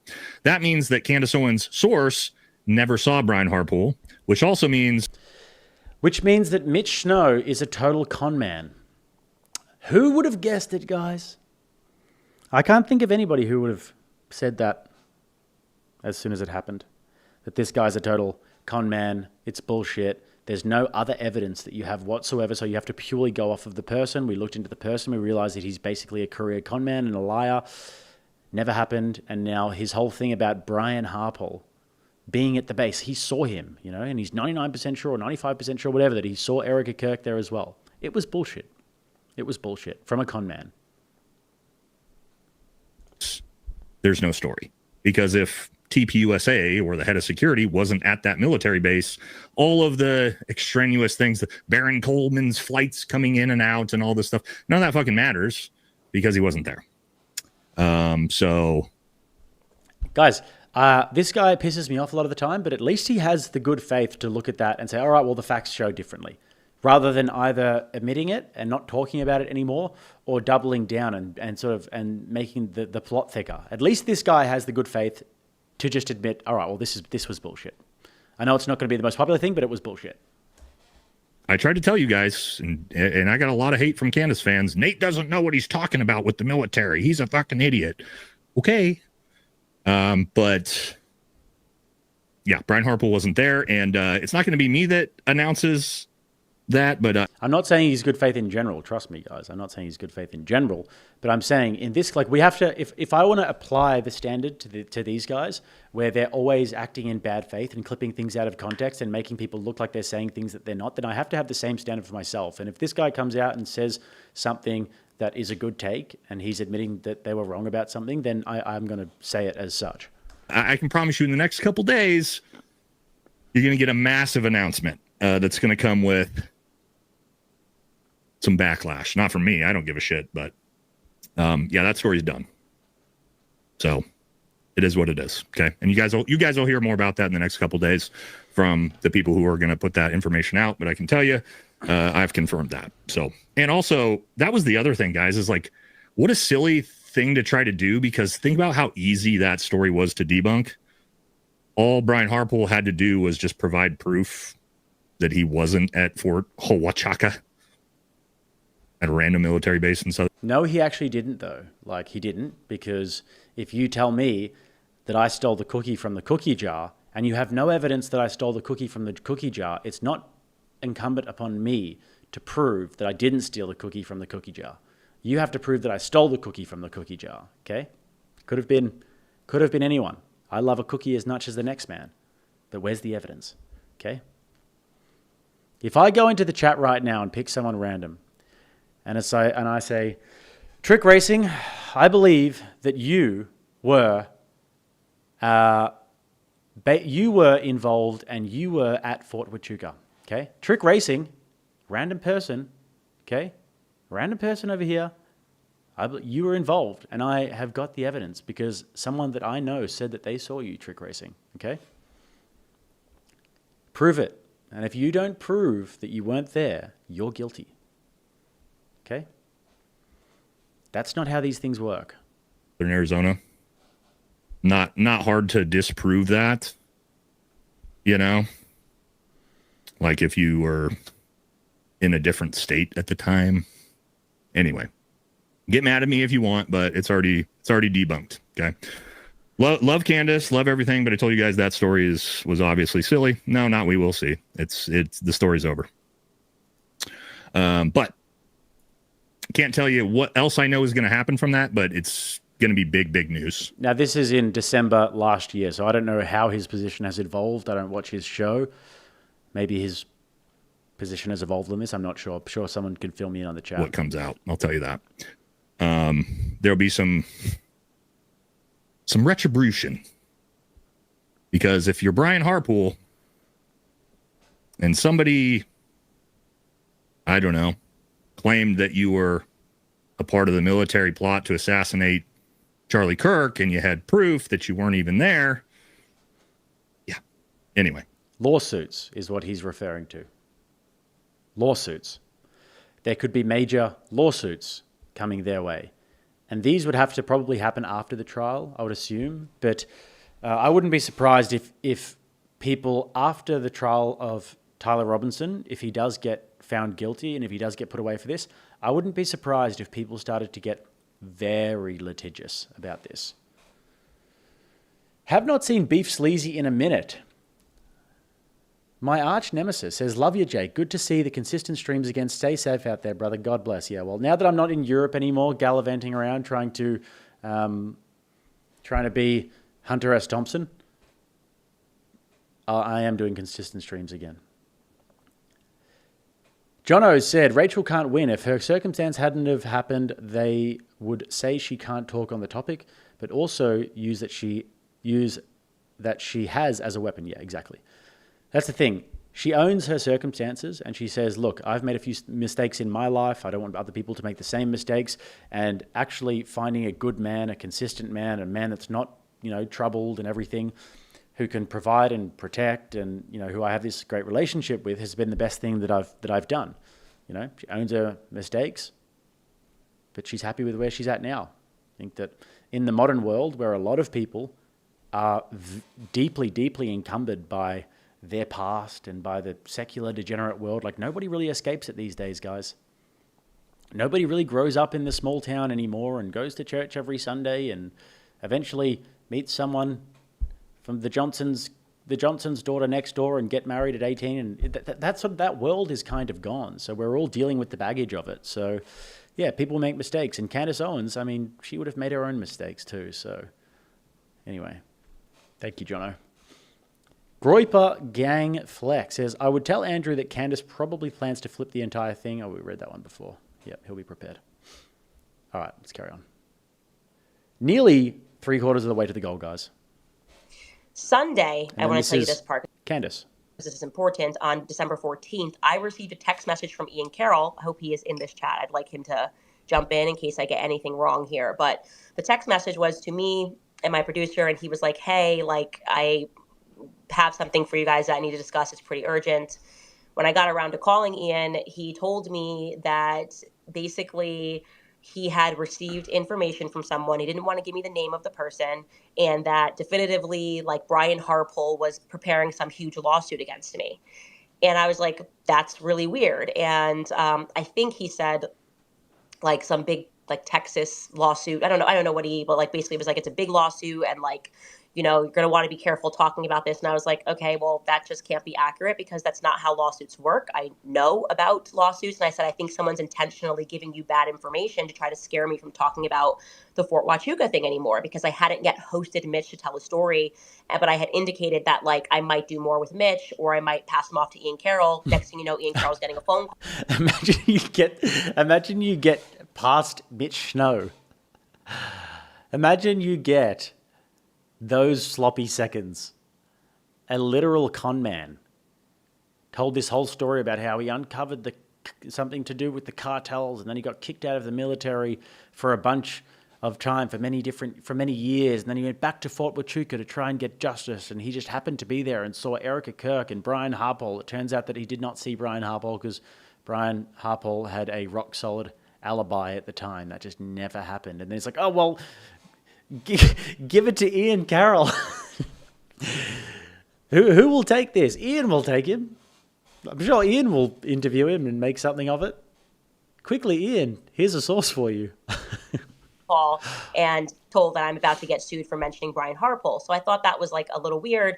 And I basically said to Ian, I think, intentionally somebody. Jeez. It's doing Ian Carroll dirty there. I mean, far out. That's even not good for Ian there. I want to take you guys through quickly with one thing that I want to go through here. We've got the mummy sleuths, guys. I tell you what. This is concerning for me, honestly, because the investigation has begun, and we know what the mummy sleuths are like, guys. They're sitting at home, watching infomercials, buying the ShamWow, and then when they're finished with that, they're doing their investigation. And boy, oh boy, have they uncovered a lot here. Now, my friend Andrew Wilson is the subject of one of these investigations now, and it's not looking good, guys. It's looking so bad for him that I actually had to yield, and I had to come in and give personal information of my own because I was afraid that eventually the bells would toll for me. Okay? So, we've got Vivian Kubrick here. Maybe related to Stanley Kubrick. Let's see. Filmmaker and composer, daughter of Stanley Kubrick. Look at Vivian. Now, we know that Stanley Kubrick was an odd man, okay? Looks like she got all of his oddness minus all of the creative genius there, okay? Who was Andrew Wilson before 2020, okay? Get ready for the secrets, okay? You guys, it's too much. I've been trying to establish the background of Andrew Wilson, the host of The Crucible. Here's what caught my attention. Despite his considerable public profile today, ordinary searchers have so far failed to produce a clearly authenticated digital trail for him before 2020. You can see by the bold here that she copy-pasted this from ChatGPT, okay? No obvious social media identity, no clearly attributable professional profile, no established political or media history, no readily available pre-2020 public footprint that connects directly to the man we know today. Now, one might suggest that this could be because before 2020, he was just a hillbilly who didn't really go on social media and was just basically looking after his family. But hey, that's not what was discovered is different to that. So who was Andrew Wilson before he was Paleo Cruscon? ChatGPT. A broad Google-style search specifically looking for Andrew Wilson, Paleo Cruscon before 2020. The result is essentially the same, but the search revealed an important problem. Google produces many pre-2020 Andrew Wilsons, including engineers, academics, Christian influencers, and robotics professionals. For example, guys, she put this in ChatGPT, okay, by the way. This is what they spat out. For example, I found an Andrew Wilson with a substantial robotics career in Penn State education, but the person is based in Pittsburgh and works for Caterpillar. There is no evidence connecting him to Paleo Cruscon. I searched combinations of Paleo Cruscon, Andrew Wilson, robotics mechanic, industrial mechanic, Orthodox Christian, Paleo conservative, blood sports, The Crucible, and Rachel Wilson. Facebook, Twitter, YouTube, Reddit, and LinkedIn specific searches, old debates, podcasts, forum references, searches, explicitly restricted to dates before January 1, 2020. I did not find a single pre-20 Google result that I can responsibly identify as Andrew.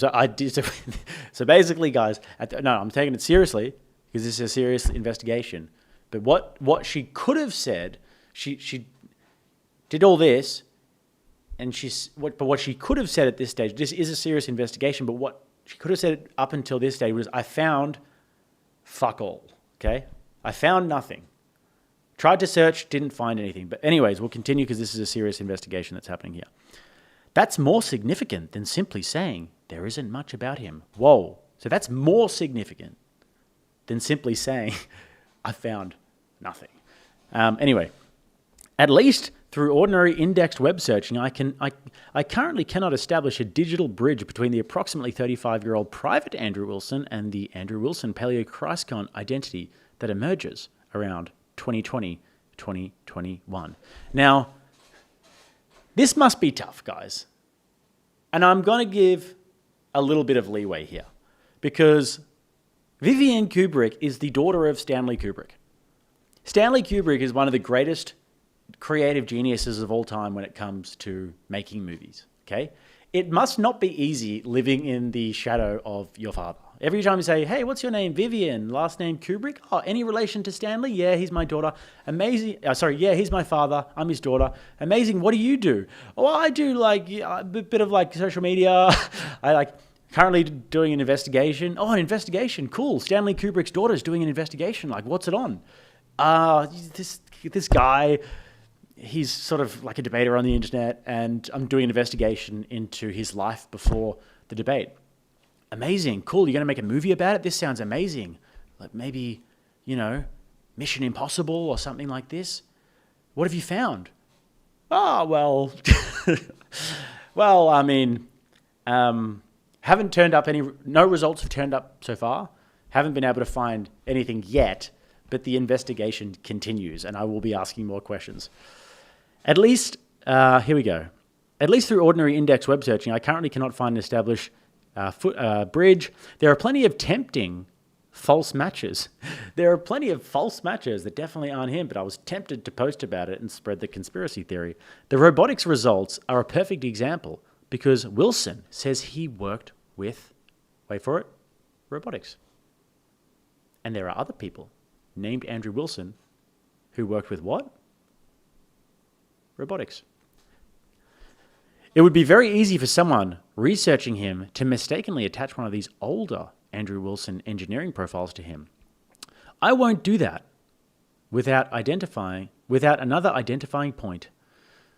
So I was going to mismatch him to somebody even though the age is completely wrong and it's clearly not him, but I'm not going to do that. Noble. So we have now reached the limitation of ordinary Google searching. The next potentially productive approach is a historical web archaeology, particularly old Twitter username references, Wayback Machine captures, historical domain registration records for the Crucible and early Discord YouTube debate appearances.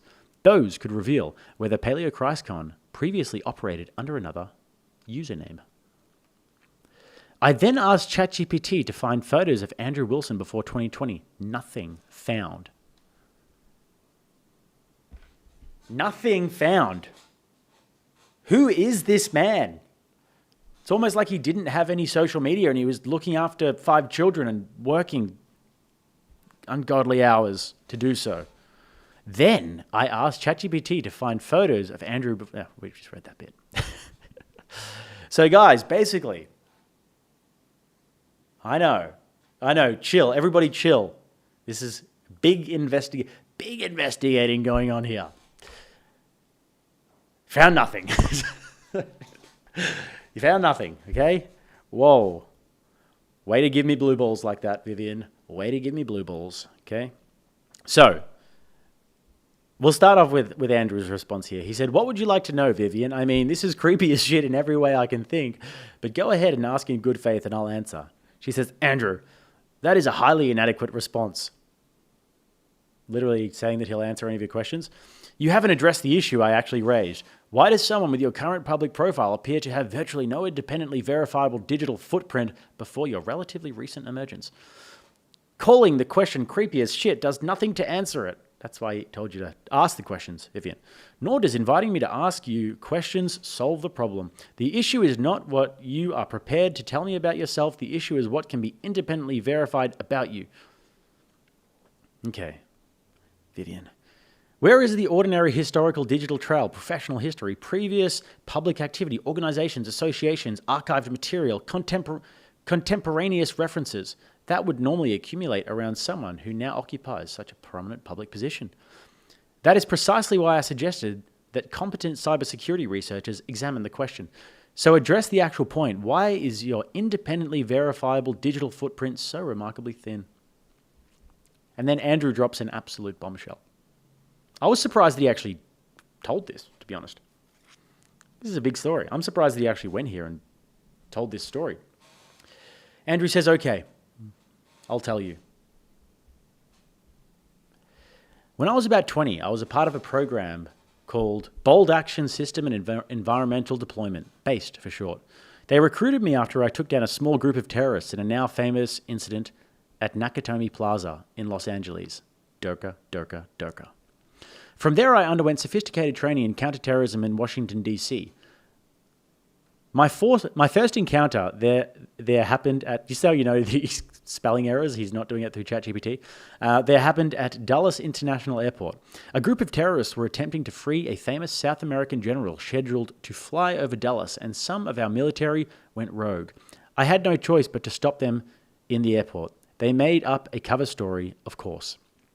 From there, the things I did were a bit less impressive. I was involved in an incident around a gold heist and some bombs, a major cybersecurity threat, but when I decided to become a content creator after Israel offered me 10 million shekels, they had to scrub these details clean and invent a backstory of a very normal and somewhat flawed man. This is all in black and white. And she responds, Andrew, I asked you a serious and perfectly straightforward question about the apparent absence of an independently verifiable digital footprint documenting your history. Your response was to ridicule the question by giving me a biography of the character from Die Hard.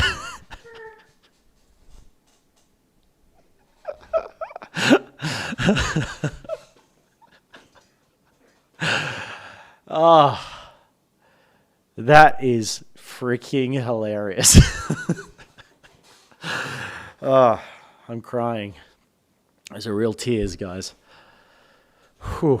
Your response is to give me... Your response is to give me a biography of the character from Die Hard. That won't do. This is now twice you have declined to address the substance of what I raised. You initially characterized the inquiry as creepy as shit and invited me to ask you questions in good faith. I did, and this is your answer. So let the record be clear. When directly asked to explain the apparent absence of normal, independently verifiable, historical digital footprint, you choose mockery rather than explanation. Oh no, how could he do such a thing? That does not answer the question. It gives me even more reason to keep asking it. He says, wait till I show the one-armed hand crawl they trained me to do at the base headquarters. It's mind-blowing. Rachel responds at some point, which was hilarious. Here we go. This is funny.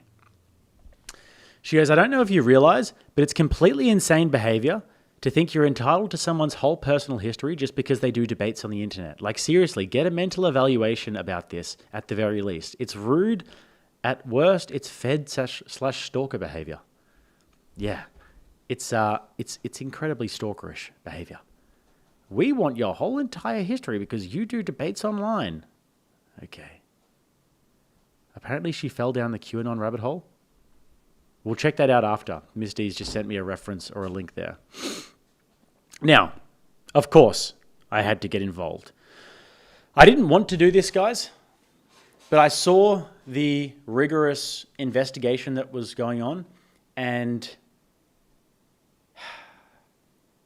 you know, famous quote from the philosopher that's skipping my mind. I can't remember who it is. Might have been Ernest Hemingway. Maybe it was someone else earlier. Someone will tell me who this quote's from.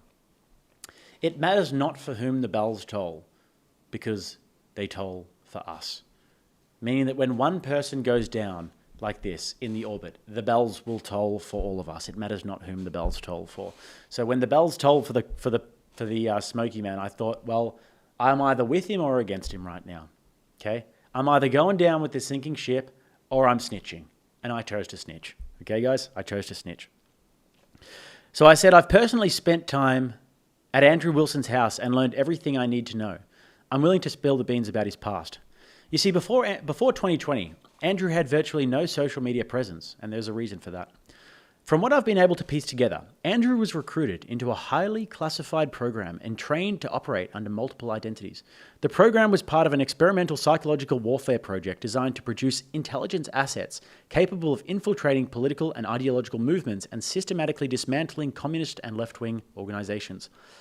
The training involved memory conditioning, psychological manipulation, languages, surveillance, and logical fallacy defense. The objective was to create an operative who could be completely stripped of his previous identity and reintroduced into society without anyone knowing his real origins. At some point, the program went wrong. Andrew was left with severe amnesia and was eventually found drifting in the Mediterranean by a fishing boat. He had no identification, no memory of who he was, and nothing on him except the details of a Swiss bank account in Zurich. From there, he began reconstructing his identity and discovering the skills that had somehow remained despite the memory loss. For years, there was virtually no trace of him. Then in 2020, he re-emerged and founded The Crucible. Since then, he has somehow developed an extraordinary ability to read people, identify weaknesses, and dismantle opponents in debate, despite having no obvious conventional background that would explain it. I'm not saying Andrew Wilson is the product of a classified multinational intelligence program. I'm saying that once you know what happened before 2020, his sudden emergence as an online debate star starts to make considerably more sense. I've said too much already. This message will self-destruct. Now, who got it, guys? Okay, we've got a few people who have already got it. A few people who have already got it. No cool name got it. I thought I was being more subtle. Howie got it. Who else got it? Who else got it? Fair few of you guys got it. Dean Madden got it. High Plains. Yes, it's it's damn it, Bourne Identity. Yes, he's Jason Bourne. I thought I was being more subtle. Clearly I wasn't. Clearly I wasn't being subtle enough there. Did we get a Vivian reply? No. We got Jason Cassell, obviously. Vivian didn't reply. I think she probably took the information that I'd given and applied it. She's probably like working on putting it all together in the backstory right now. So that's basically what happened, guys. Look, I said at the start of the stream, look, I'm not going to abandon the cause. I'm here for the fight and whatnot. I said that at the start of the stream, but sometimes the investigation gets too much and even a good soldier goes down. Okay? Sometimes the investigation is too much and even me, a noble soldier, has to do it. Has to snitch. Okay? It was too much for me. The heat was too much. Now, I got sent this article just now. Stanley Kubrick's daughter fell down the QAnon rabbit hole. The daughter of a late legendary film director Stanley Kubrick, The Shining, Space Odyssey 2001, Dr. Strangelove, etc., is on board with the extremist groups like the Proud Boys, Boogaloo, and QAnon, according to the Wednesday Report. Vivian Kubrick is reportedly largely estranged from her family and largely known for her activities as a Scientologist. Okay, that's hilarious. Largely known for her activities as a Scientologist. That hurts. So let me get this straight. Father, creative genius. Oddball, for sure. You have to be an oddball to be Stanley Kubrick. Obviously, genetics is real. She gets all of the oddball, none of the intelligence and discernment. That's pretty funny.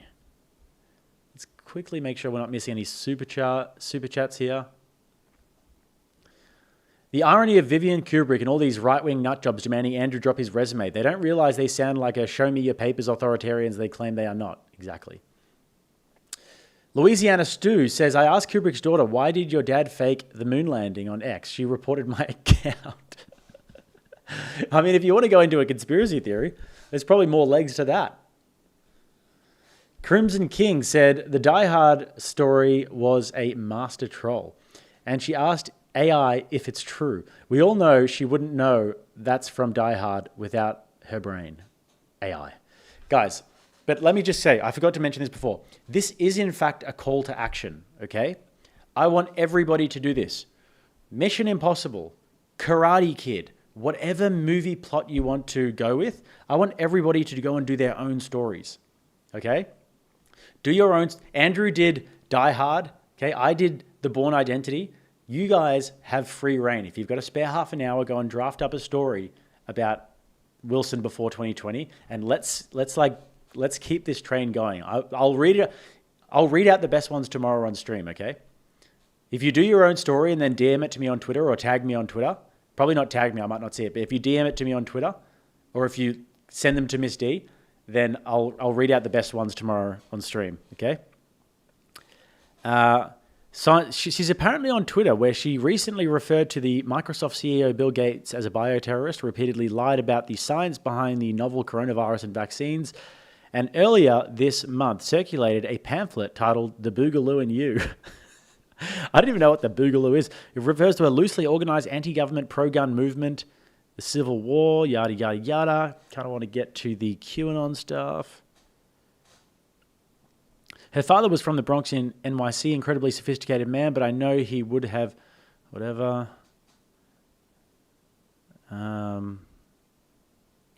His last film was Eyes Wide Shut, which focused on Tom Cruise's discovery of a cult-like secret society. We know all this. All right, kind of boring, but pretty funny. So she's a Scientologist who's really into QAnon. This is your investigators, ladies and gentlemen. This is your investigators. They're echoing the Candace Owens sphere here. This is it. This is what we're dealing with. All right, guys. Should we get into the crash out of the century? We've all heard, I've heard about this. I've revealed it on stream that this was about to come out. And now we have Sarah, the Raging Tomato, doing a full-on crash out. So, guys, all right, a little bit of backstory behind this before we get into it. So Raging Tomato over here comes out and says, guys, we've got this big opportunity happening. It's a Jubilee-like format. Amazing. You've got Brian Shapiro over there with the hookups. Her boyfriend, Brian Shapiro, gets in close with Brian Shapiro. Brian Shapiro telling me in DMs, I do Jubilee-style debates, Jubilee-like debates. Wow. Crazy shit, hey? So you got Brian over there hooking her up. She goes and she starts moderating these debates with Sean Kelly over here. Now, us over on this side, any people watching this stream alike, will know that it's quite the toxic little crowd over there. Brian Shapiro, I don't think the guy has any friends in the world. I don't think he has a single friend. Maybe a few washed up hoes whose course he bought, like the OnlyFans girl whose course he bought about how to manifest. Maybe that could be considered a friend. Maybe Sarah, I don't know. But the reason why these people don't really have any friends and why the panelverse can never grow is because they just burn bridges, and it's kind of just a toxic environment where they don't really know how to form a coalition of any sort, okay? So she goes over, she gets this gig with Sean Kelly. If I were Sean Kelly, or if I were in Sean Kelly's ear, I probably would have told him that this wasn't the best idea in the world to get involved with these people, Brian, Sarah, and the likes. Not only because it's a toxic sort of group of people, but they're also big backstabbers. Like if you ever, cross them or whatever, they'll start backstabbing you and trying to talk shit about you and spending their whole life doing it, whatever. Not a good crowd to be in. But Sean was a little bit too trusting, perhaps. Who knows? So this crash out happens. I need to go to the toilet, guys, and then we're going to look at it. But I think we should get the goal to at least 3/4. We need to get this to at least 750 before we carry on, okay? So we're going to take a brief profit break. The chair grift will continue for now, and I'll be back in about 42 seconds.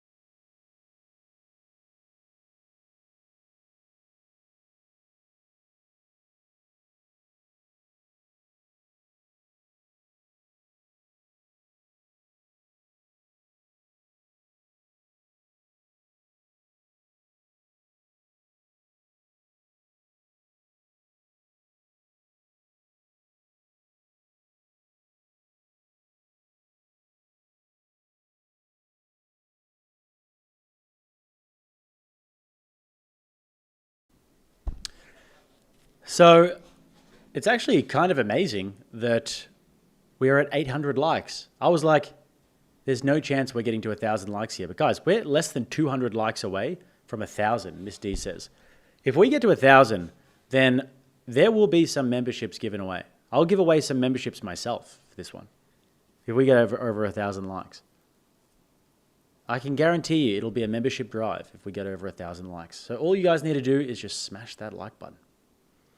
Crimson King comes in for 10. It says the Die Hard backstory was a master troll. It really, really was. And she asked AI if it's true. We all know. Can you guys imagine that scene? Just imagine that scene for a second of her copy-pasting his response into AI and being like, what's going on here? And AI being like, look, sweetheart, that's the plot of Die Hard. I hate to break it to you. Sorry, sweetie. That's the plot of Die Hard. You should probably maybe study some more film. We all know she wouldn't know that was Die Hard without her AI brain.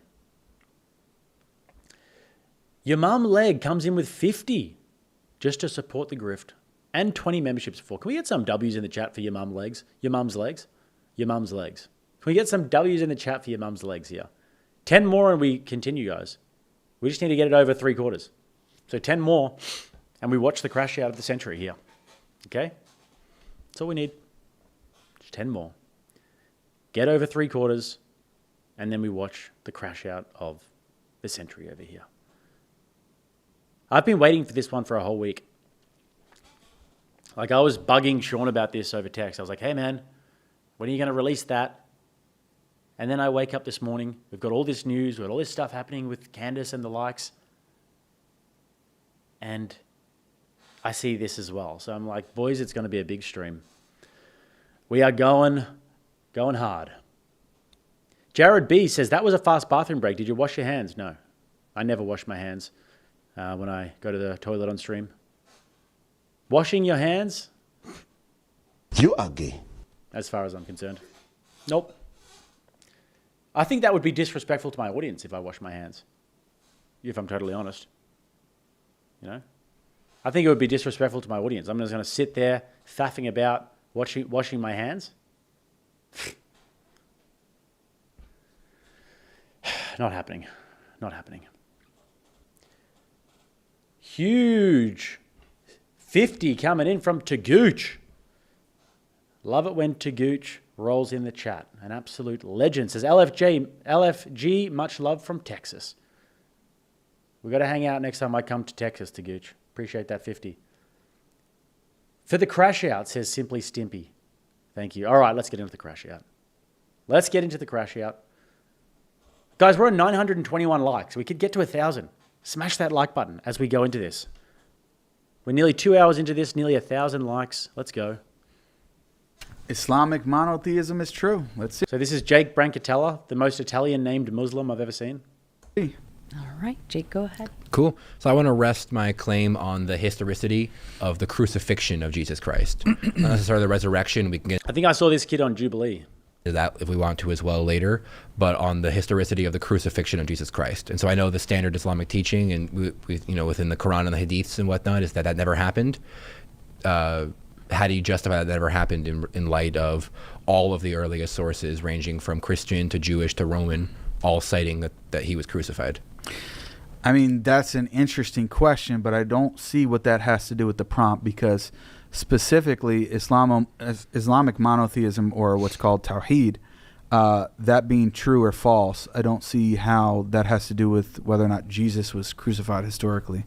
Yeah, so the central claims of the Quran cannot be trusted if they make such a clearly historically inaccurate statement of this. Like it calls into question the entire the idea that the Quran is transcribed by either Muhammad or by scribes that Muhammad is not speaking to, that given to the Prophet by Allah, and then from him now to scribes who have then written it down.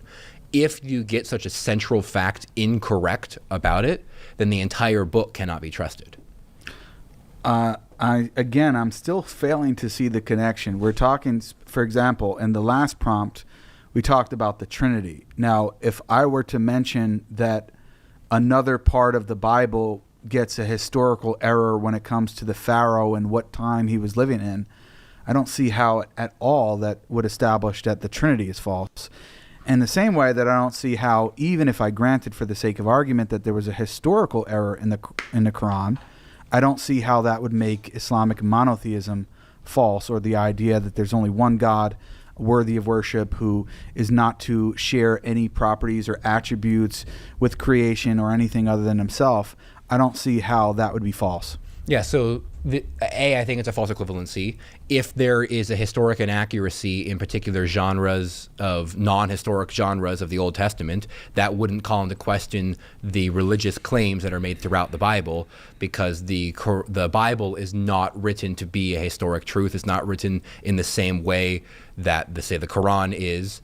The claims about the accuracy consistently throughout. Whereas the Quran is centrally built around the idea that Allah directly gave these words to Muhammad, and then Muhammad directly gave the correct words to the scribes, who then wrote it down, and then is maintained in exactly the current way that it is.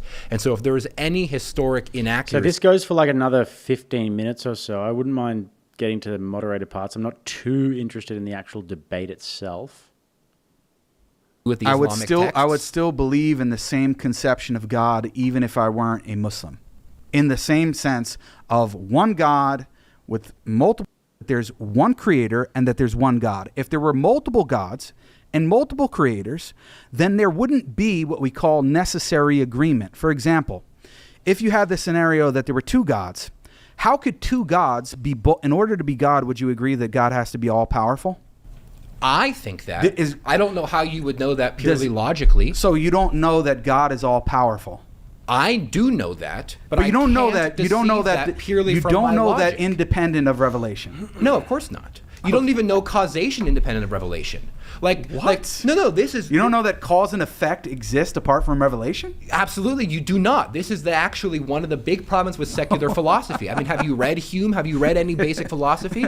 Like, one of the problems is that I actually have 2 degrees in it. Do you? No, I don't. Okay, so I've read a lot more than you have. Excellent. I'm glad you've read a lot. Yeah. And so explain to me why Hume's critiques of So now we're going into in order to try to prove that Islamic monotheism is a lot of people talking about the Muslim beards. It's so true. I don't know why they're always so pubic. Maybe that isn't that area. I mean, I knew a lot of guys who were like Middle Eastern growing up, and by the time they were 9, they all had beards. You know, places like a lot of Lebanese and stuff around the area that I grew up in, and they were all like man children. So I'm surprised that they can't grow better beards. False or not true. I don't know where he's from. We have to doubt whether or not we even exist. We have to doubt whether or not cause and effect really exist. No, you have to explain to me how they exist without revelation. We have to doubt whether or not, when I'm speaking into this microphone, whether or not I'm expecting for the audience to hear me, and whether I'm not expecting for you to hear me and respond. We can't really tell for sure whether or not there is genuine cause and effect apart from revelation. Yes. How does revelation help us guarantee that there is genuine cause and effect? I think what Jake is asking you, Jake, Which is... Jake? Yeah, we got a lot of Jakes. What... That makes 3 of us, baby. Like, how do you know? What sources are you utilizing? What rational thing is, arguments? Right. No, rationally explain to me cause and effect then. Right, exactly. But he's jumping from point to point. No, so you're, pick any well, one of them. hold on. You're both Rationally maneuvering explain any one of them. just fine, but I think you're also like not giving if I go the to it, answers if I that he's exactly. asking. Now he's asking me to rationally explain cause and effect when the prompt is Islamic monotheism is true. You don't see that that's a complete deviation from the topic? Steps on this. No, it's not a deviation at all. Because we started with, like you said, it's not the Quran. I can't say it properly. You said it's not that. He said, okay, fine, I'll move on. I have a feeling, I have like a hunch of what's going on here. I think that Jake Brancatella here is like, first of all, why is there a woman there showing her wrists? Okay? Why can I see the skin of her anything? Why does she not look like a mailbox? Okay, that's the first offensive thing that's going on here. Why is there a woman who is not only not looking like a mailbox, she's also, there is sounds coming out of her mouth, and those sounds are not just, hello sir, can I make you a sound? Those sounds are opinions. I think that would be a little bit confusing to him. Right. And then you said revelation, logic, so on and so forth. You said, so he's walking through that. And now we've moved to cause and effect because you said the causation, right? So I think he's walking you through all of the things that you keep giving him. He's walking through them with you. He's trying to, but then you keep pushing the goalpost to something else. Okay. Right. Respectfully, what you're saying is absolutely delusional. How this started off and how the entire prompt is going is that he started off telling me that in order to prove that Islamic monotheism is true, I need to prove every single claim of the Quran. No, you do First starting out with, hold on a second. First starting out with, I need to prove why his claim about a specific historical claim in the Quran is actually correct and not incorrect. Now I need to explain to you why cause and effect relations exist completely separate from revelation. No, so hold on, stop. Let me work through this with you. He made the presumption. It was a poor presumption, but he made. She's really out of her depths here. She's really out of her depths here. The presumption that you were going, your ideology is based off of the Quran. It's partly, but not totally. Okay. So well, hold on, I believe in one God. I believe in one God in the way that I just expressed, completely independent of the Quran, and the Quran confirms that same belief. Okay. But he was, he asked you that earlier, and you said it has nothing to do with it. And went to the second prong. No. And now we're on the idea that there's no revelation. Respectfully, so I'm saying, how do you get any of it without revelation? Respectfully, you're confusing two things. You're saying that I said it had nothing to do with it. What I said had nothing to do with it is a specific historical claim in the Quran that has absolutely nothing to do whether or not Islam's conception of God is true. Sean's over here in the chat. Who was right, Jake or Sarah? I think that if you're going to moderate a debate, if you're going to be Sarah and moderate a debate here, then at this point, if you think that Jake is stonewalling, you move on the topic, okay? If you go after it once, twice, 3 times, answer the question, answer the question, answer the question, you're not understanding, I've answered the question, but you just don't understand my answer to the question. And if the other person just thinks they're stonewalling, you have to move on the debate. You have to move it on to a different topic of some sort. And the moderator, it's their job to do that. It's definitely not the moderator's job to crash out about it and give their opinions about it. So let them try and fight it out. And then if it gets to the point where they're just speaking over each other, if they can't sort of untangle it by themselves, move on the topic. If not, move on to the next speaker. True. Hold on, because It's pre-modern, postmodern thinking. It's you're going ontology. He's asking an epistemological question. Yeah, and I already explained to you the epistemology has nothing to do with every nook and cranny historical claim that's made in the Quran. So but you completely negated it. Yeah, right. So I'm negating that aspect. Wait. Yeah, the aspects that are relevant are the theology in terms of who God is as a creator with his essence and his attributes, and that. Has nothing to do with history. What he was asking was, how do you know? All right, here's what I'm going to do. Hold on a second. I'm sorry. I think I'm running this right now, and I'm trying to talk to you. Yeah, and you're being I'm trying to talk to you. And what you're doing. I am trying to talk to you. Uh-oh. First of all, her mouth is moving. Second of all, she's a woman. Third of all, not dressed up like a mailbox. Okay, this is this is the old where I'm from. Where I'm from, this sort of stuff doesn't really go down so well. Okay, where I'm from, women don't really wave their hands in my face like this. Okay. Where I'm from, Abdul, get the rocks. Get the rocks. Okay. That's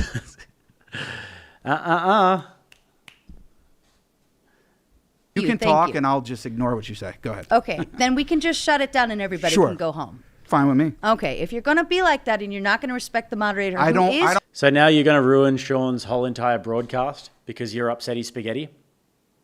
So now you're going to ruin Sean's whole entire broadcast and this thing that him and his team have put so much effort into creating, getting all of these people into Vegas. At this point, I think that Sean probably should step in and be like, yo, it's not your show, woman. You're meant to be moderating.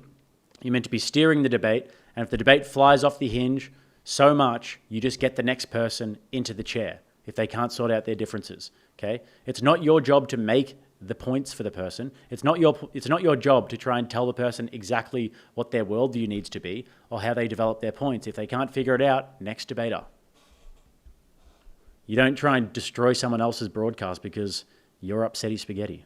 Trying to negotiate with both I don't of you. respect somebody who's trying to tell me the most absurd thing I ever heard, which is that Islamic monotheism is true as a prompt, has to do with whether or not Christ was crucified. It's absolutely retarded. But he is and the fact that you're trying to defend that as a moderator means that you're retarded too. I'm not defending that. Yeah, you are. What I am doing right now, right here, is telling you where he was going. He was trying to take you. He went nowhere to the actual prompt. God damn it. The Muslim is stonewalling. You don't get upset about it as the moderator. It's not very complicated. He doesn't want to go into this particular debate. Okay, the Christian's raising good points here, and he's going to stonewall. So at this point, you move it on. I mean, I sound like a broken record now. I'm here to talk. I'm here to help you. What do you want me to do? You're not helping. You're actually making it more difficult by making claims that have nothing to do with the prompt. But see, No, Sarah, what you're doing is you're making the point in a more retarded way than the Christian made it. The Christian made the point many times, the Muslim stonewalled the point, and then you tried to come in and make the point in a different way, which was more retarded, okay? And then the stonewalling just continued. You said it had nothing to do with it. He said, "Oh, I apologize. I made that presumption." So he maneuvered, and he went to something else that had nothing to do with it. Oh my fucking God! Can you listen for 1 second? Okay, I'm not. He maneuvered, and then you said, "Oh no, why are we moving to this?" And then he maneuvered, and then you said, "Oh no, why did we do this?" We'll go to the next person who actually wants to debate whether or not Islamic monotheism is true, or I think I've been doing that though. But you haven't at all. The thing of it is I've been it's trying to still attack- his arguments to make. And his argument, I'm responding to and explaining how it has nothing to do with the prompt. No, all you're saying is that has nothing to do with it. Move on. No, that but has nothing to do with it. Move. I Oh my explained God. why it had This nothing is to do with frustrating. it. I just got fired. Oh my God. I explained why it had nothing to do with the prompt. The fact that you think it's legitimate I'm that not it has. saying it isn't. Okay, so isn't. did I All give I'm- reasons no, hold for on. why it has nothing to do with the thing prompt? of it is Yes, that you I did. sat here and said, "Oh, you're delusional if you believe this." Blah blah blah. Yes, I'm exactly. giving you the translation and the description No, of what but is happening. You're defending and you literally I don't give said. a fuck what his claims are. You literally I did. don't You literally give- did. Oh my God, We Jake, can play the tape I back don't give where a you fuck said. what his claims we are. can You are play not the paying tape attention back. to what I'm saying. We can All I play did the was sit tape here. back. Jake, we can play it back all where I you did was literally sit here said and give that you- what oh he my said. Sean, if you're watching this, give me a call, bro. Give me a call. I'll tell you how to properly moderate these debates so you don't have to get these fools in here. Okay? Sean is actually doing, let's have a look at some of these debates that he's been doing. Let's have a look at some of the debates. Is there a playlist for them? Outnumbered debates. If that's how, what's this? Nearly 500,000 views 4 weeks ago, 6,000 comments. They've been doing really well. Obviously, people like these sorts of debates. You don't need to be getting in low-tier moderators, man. You don't need to be getting in low-tier moderators. If you don't think that you can do it yourself, give me a call, and I'll suggest some people for you. And I'm sure they will be really good moderators, or I can teach you how to do it yourself properly. Because this is an absolute disgrace, and people shouldn't be making a mockery of your platform like this. Saying does have to do with the prompt. Exactly. All right. Yeah, I'm gonna go take a little break. Good. You can step in. That's ridiculous. So what I wanted. It's like the hold me back. She goes, Have to do with the prompt. Exactly. All right. back to the Yeah, chair. I'm gonna go take a little break. Okay. Good. Now I'm leaving again. You I'm can leaving step again. in. That's Now I'm leaving again. Back to the chair. So what I. I'm leaving this time. Holy shit, guys. Do not associate with these sorts of people. Look at Sean back in the chair now. He's like, fuck my life. Teaches me not to deal with women. It's almost like, when it comes to these sorts of situations, it's really difficult to work with women.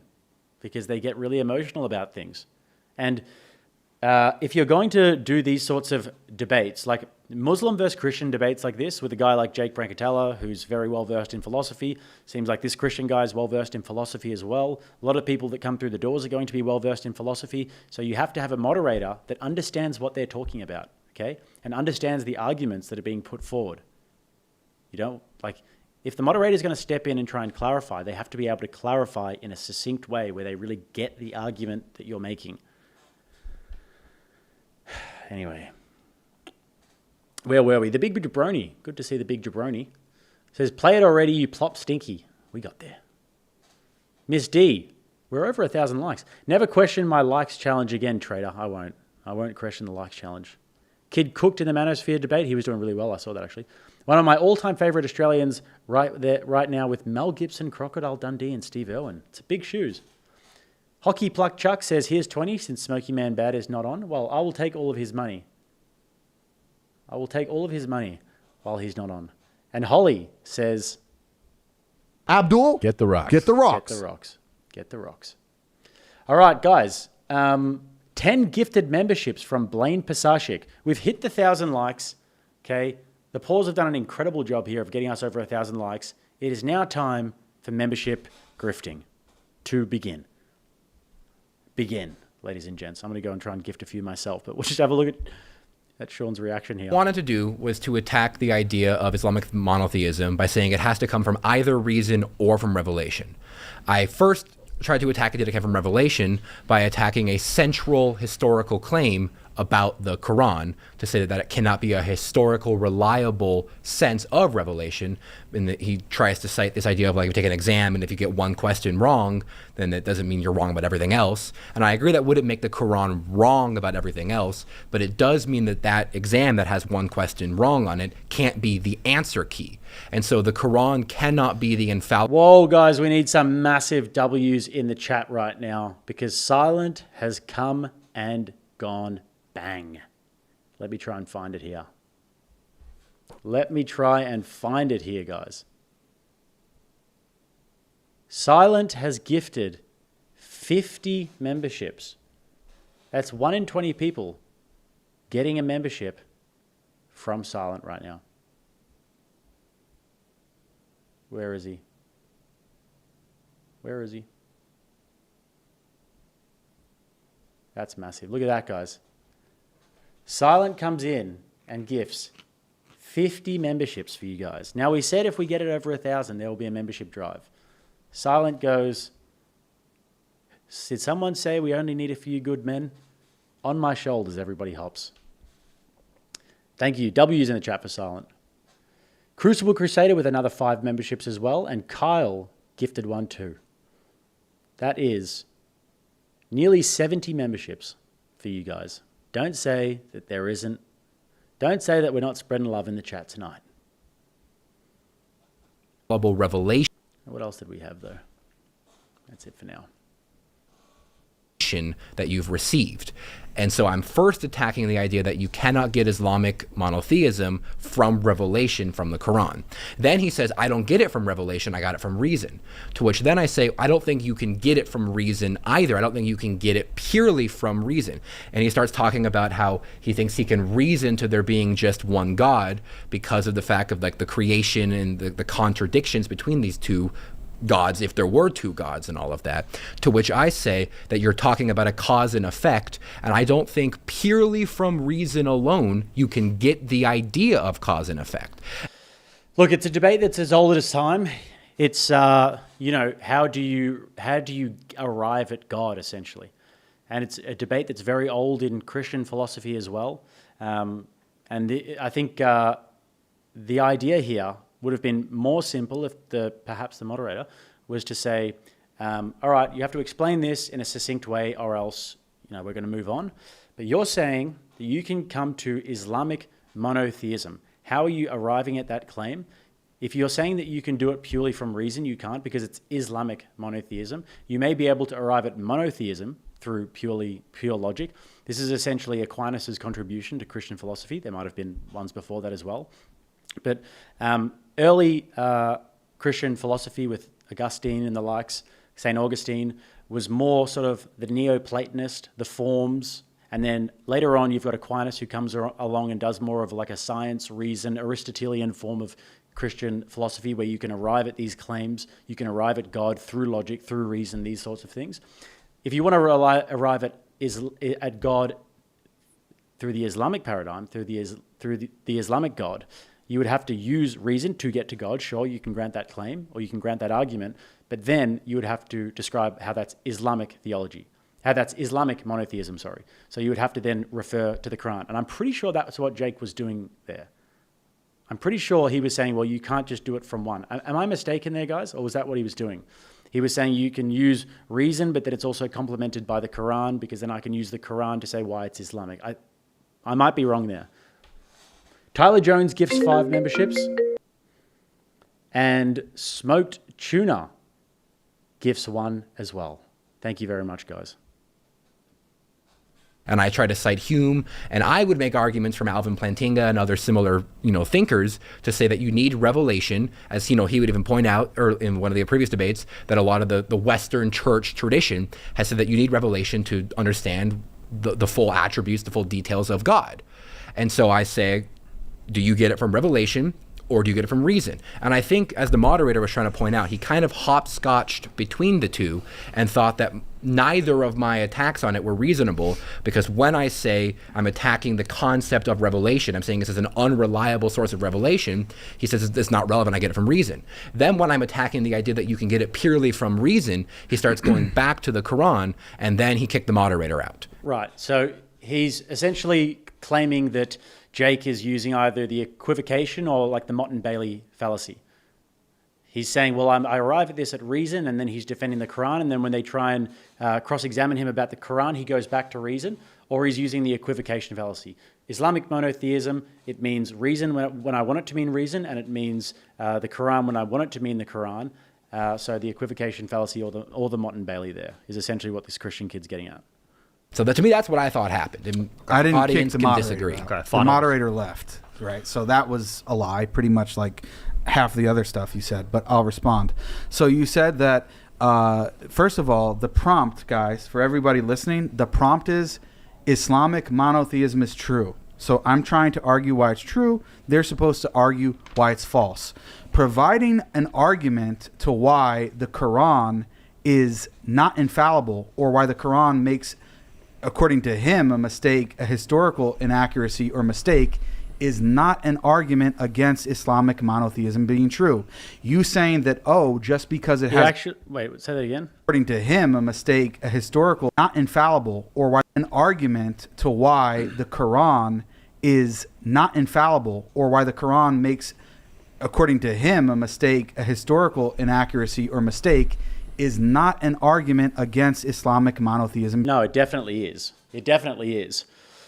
It's not the moderator's job to say this, but it is, because if the Quran is in error and they think that it is inerrant, then that would dispel the notion that the Quran is the final inerrant word of God, which would mean that their religion is essentially false.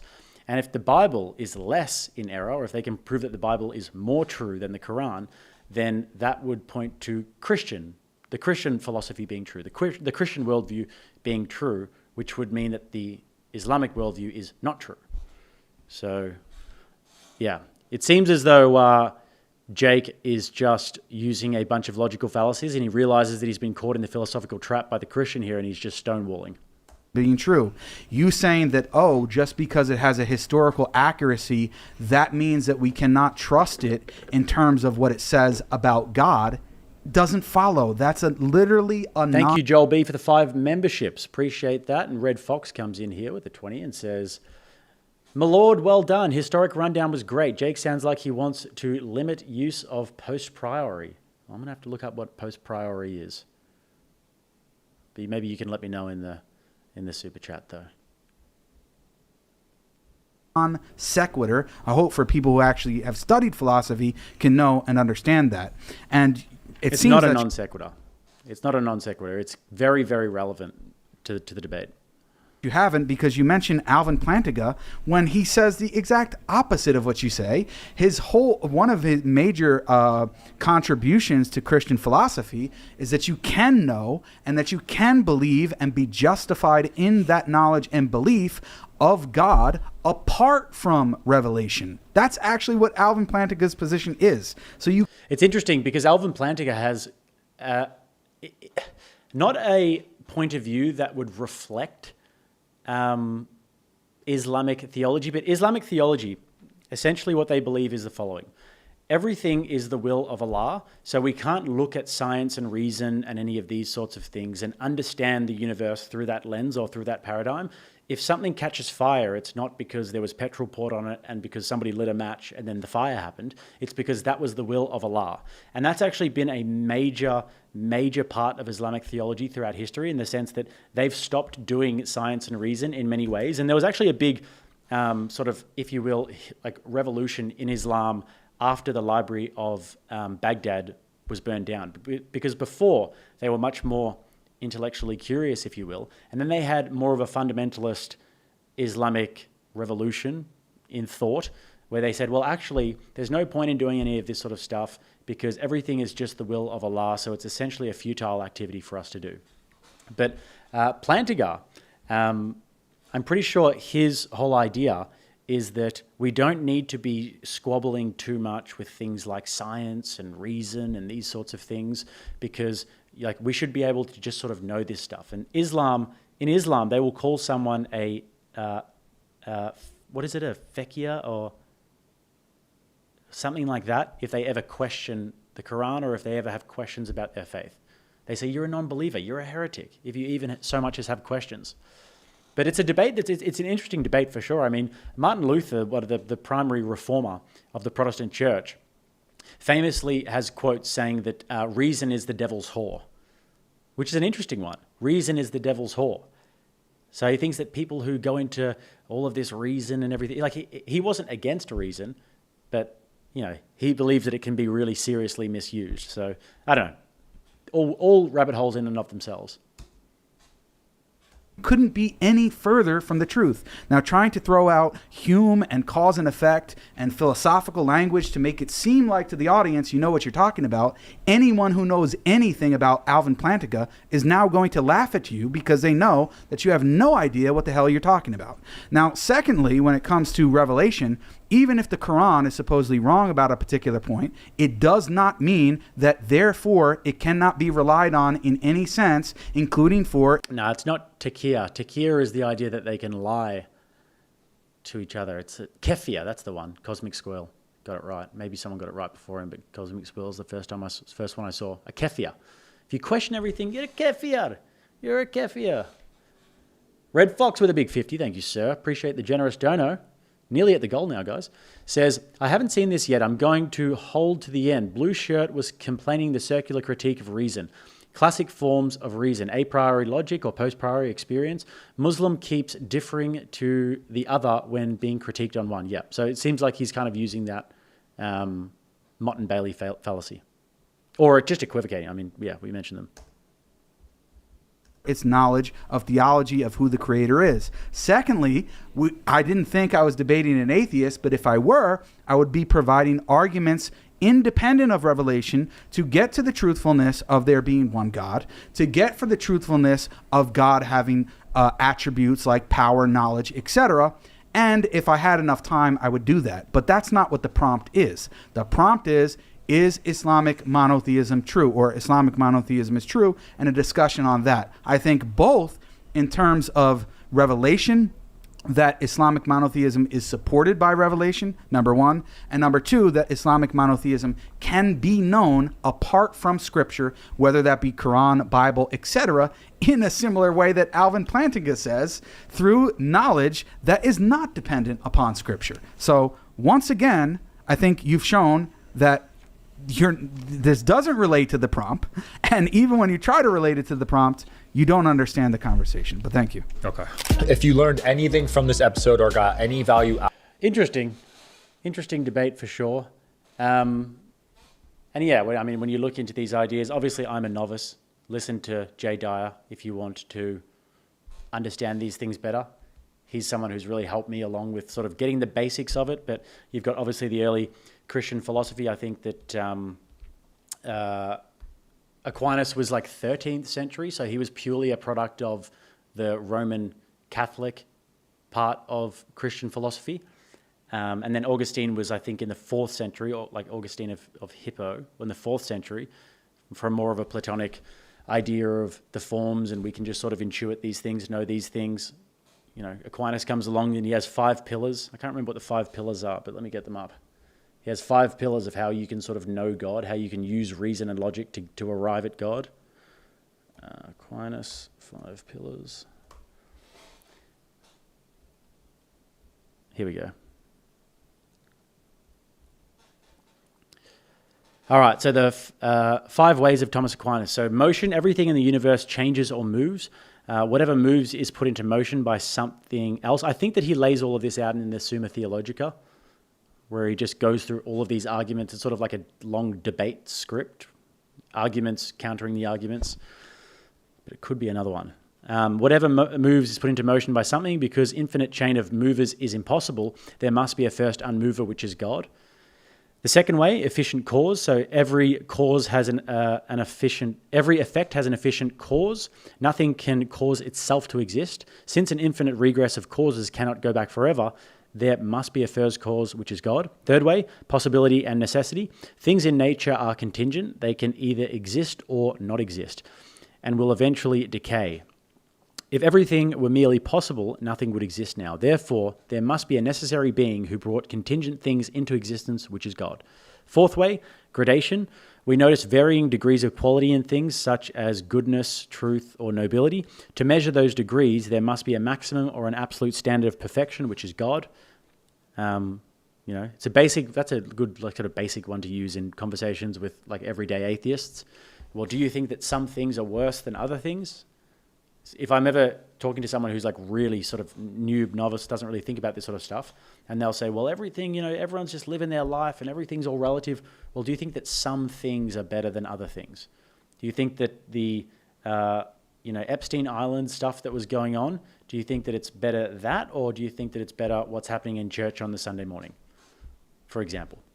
Better than what's happening in church. So there are gradations of truth, which means that there has to be an eventual hierarchy, an ultimate truth, an ultimate good, an ultimate source. Fifth way, design and teleological. So unintelligent natural bodies and objects act toward a specific purpose or goal, exhibiting complex order and design. This purposeful direction requires an intelligent designer to direct it, which is God. So that's that. Smoky man bad? Yeah, smoky man bad. Smoky man bad. True. Has there been a moderator decided yet, guys? What's the news on Twitter? We've got to get to this goal. We're only 20 away from the goal. We're only 20 away from the goal. Can you believe it, guys? Nearly there. Let me just quickly make sure that I haven't got any intel coming in.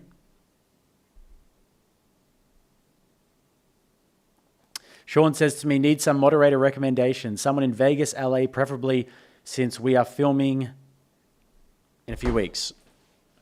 Any recommendations, guys? If Sean's watching, spam the chat. Any recommendations for moderators that he should use around the LA area or around the Vegas area? Somebody who could jump in. Who lives around there that we know and that would be a good moderator? Getting like someone like I said before, Tim Gordon would be really good. I'm not sure which state Tim Gordon lives in though, but he'd be a fantastic moderator to do these religious debates as well, because you kind of do need somebody who understands philosophy a little bit and who can move on the debate if need be. Tim Gordon could be a really good one. Hunter Biden would be a great one as well. It's a great point there by sub-sister. Hunter Biden. Matan Evans. Who else? I think Nick Matau. Nick Matau does the debates, though. He's more of a debater on that show. You probably want someone who hasn't actually debated on that show. It's hard to find people who are really good at debate who don't have a vested interest in one of the different ideas, though. Like, obviously, Tim Gordon's a pretty staunch Catholic, but he would be able to be a neutral moderator. Anybody, who's in that sphere is normally able to moderate a debate. Your mum's legs for 20 hits the goal, guys. Mum's legs for 20 hits the goal. You also wouldn't want somebody with a similar platform as well. So like Brian Atlas probably wouldn't be down for it, wouldn't be really worth his time either. Jesse Lee Peterson. Jesse Lee Peterson is in LA, to be fair. He is in LA. Who else do I know? Who's in Vegas, baby? James Coons, obviously, Modern Day Debate have their own channel that does that sort of thing. So, I don't know, perhaps they'd be willing to do a collab of some sort, but I'm not entirely sure about that. Chat has been legendary today. Whoever said that. Very, very factual indeed. The chat has been absolutely legendary today. Grandmaster Sub-Zero, been very generous the last few days. I appreciate that. Says, I got the perfect story. How do I send it to you? Just put it to me in XDMs.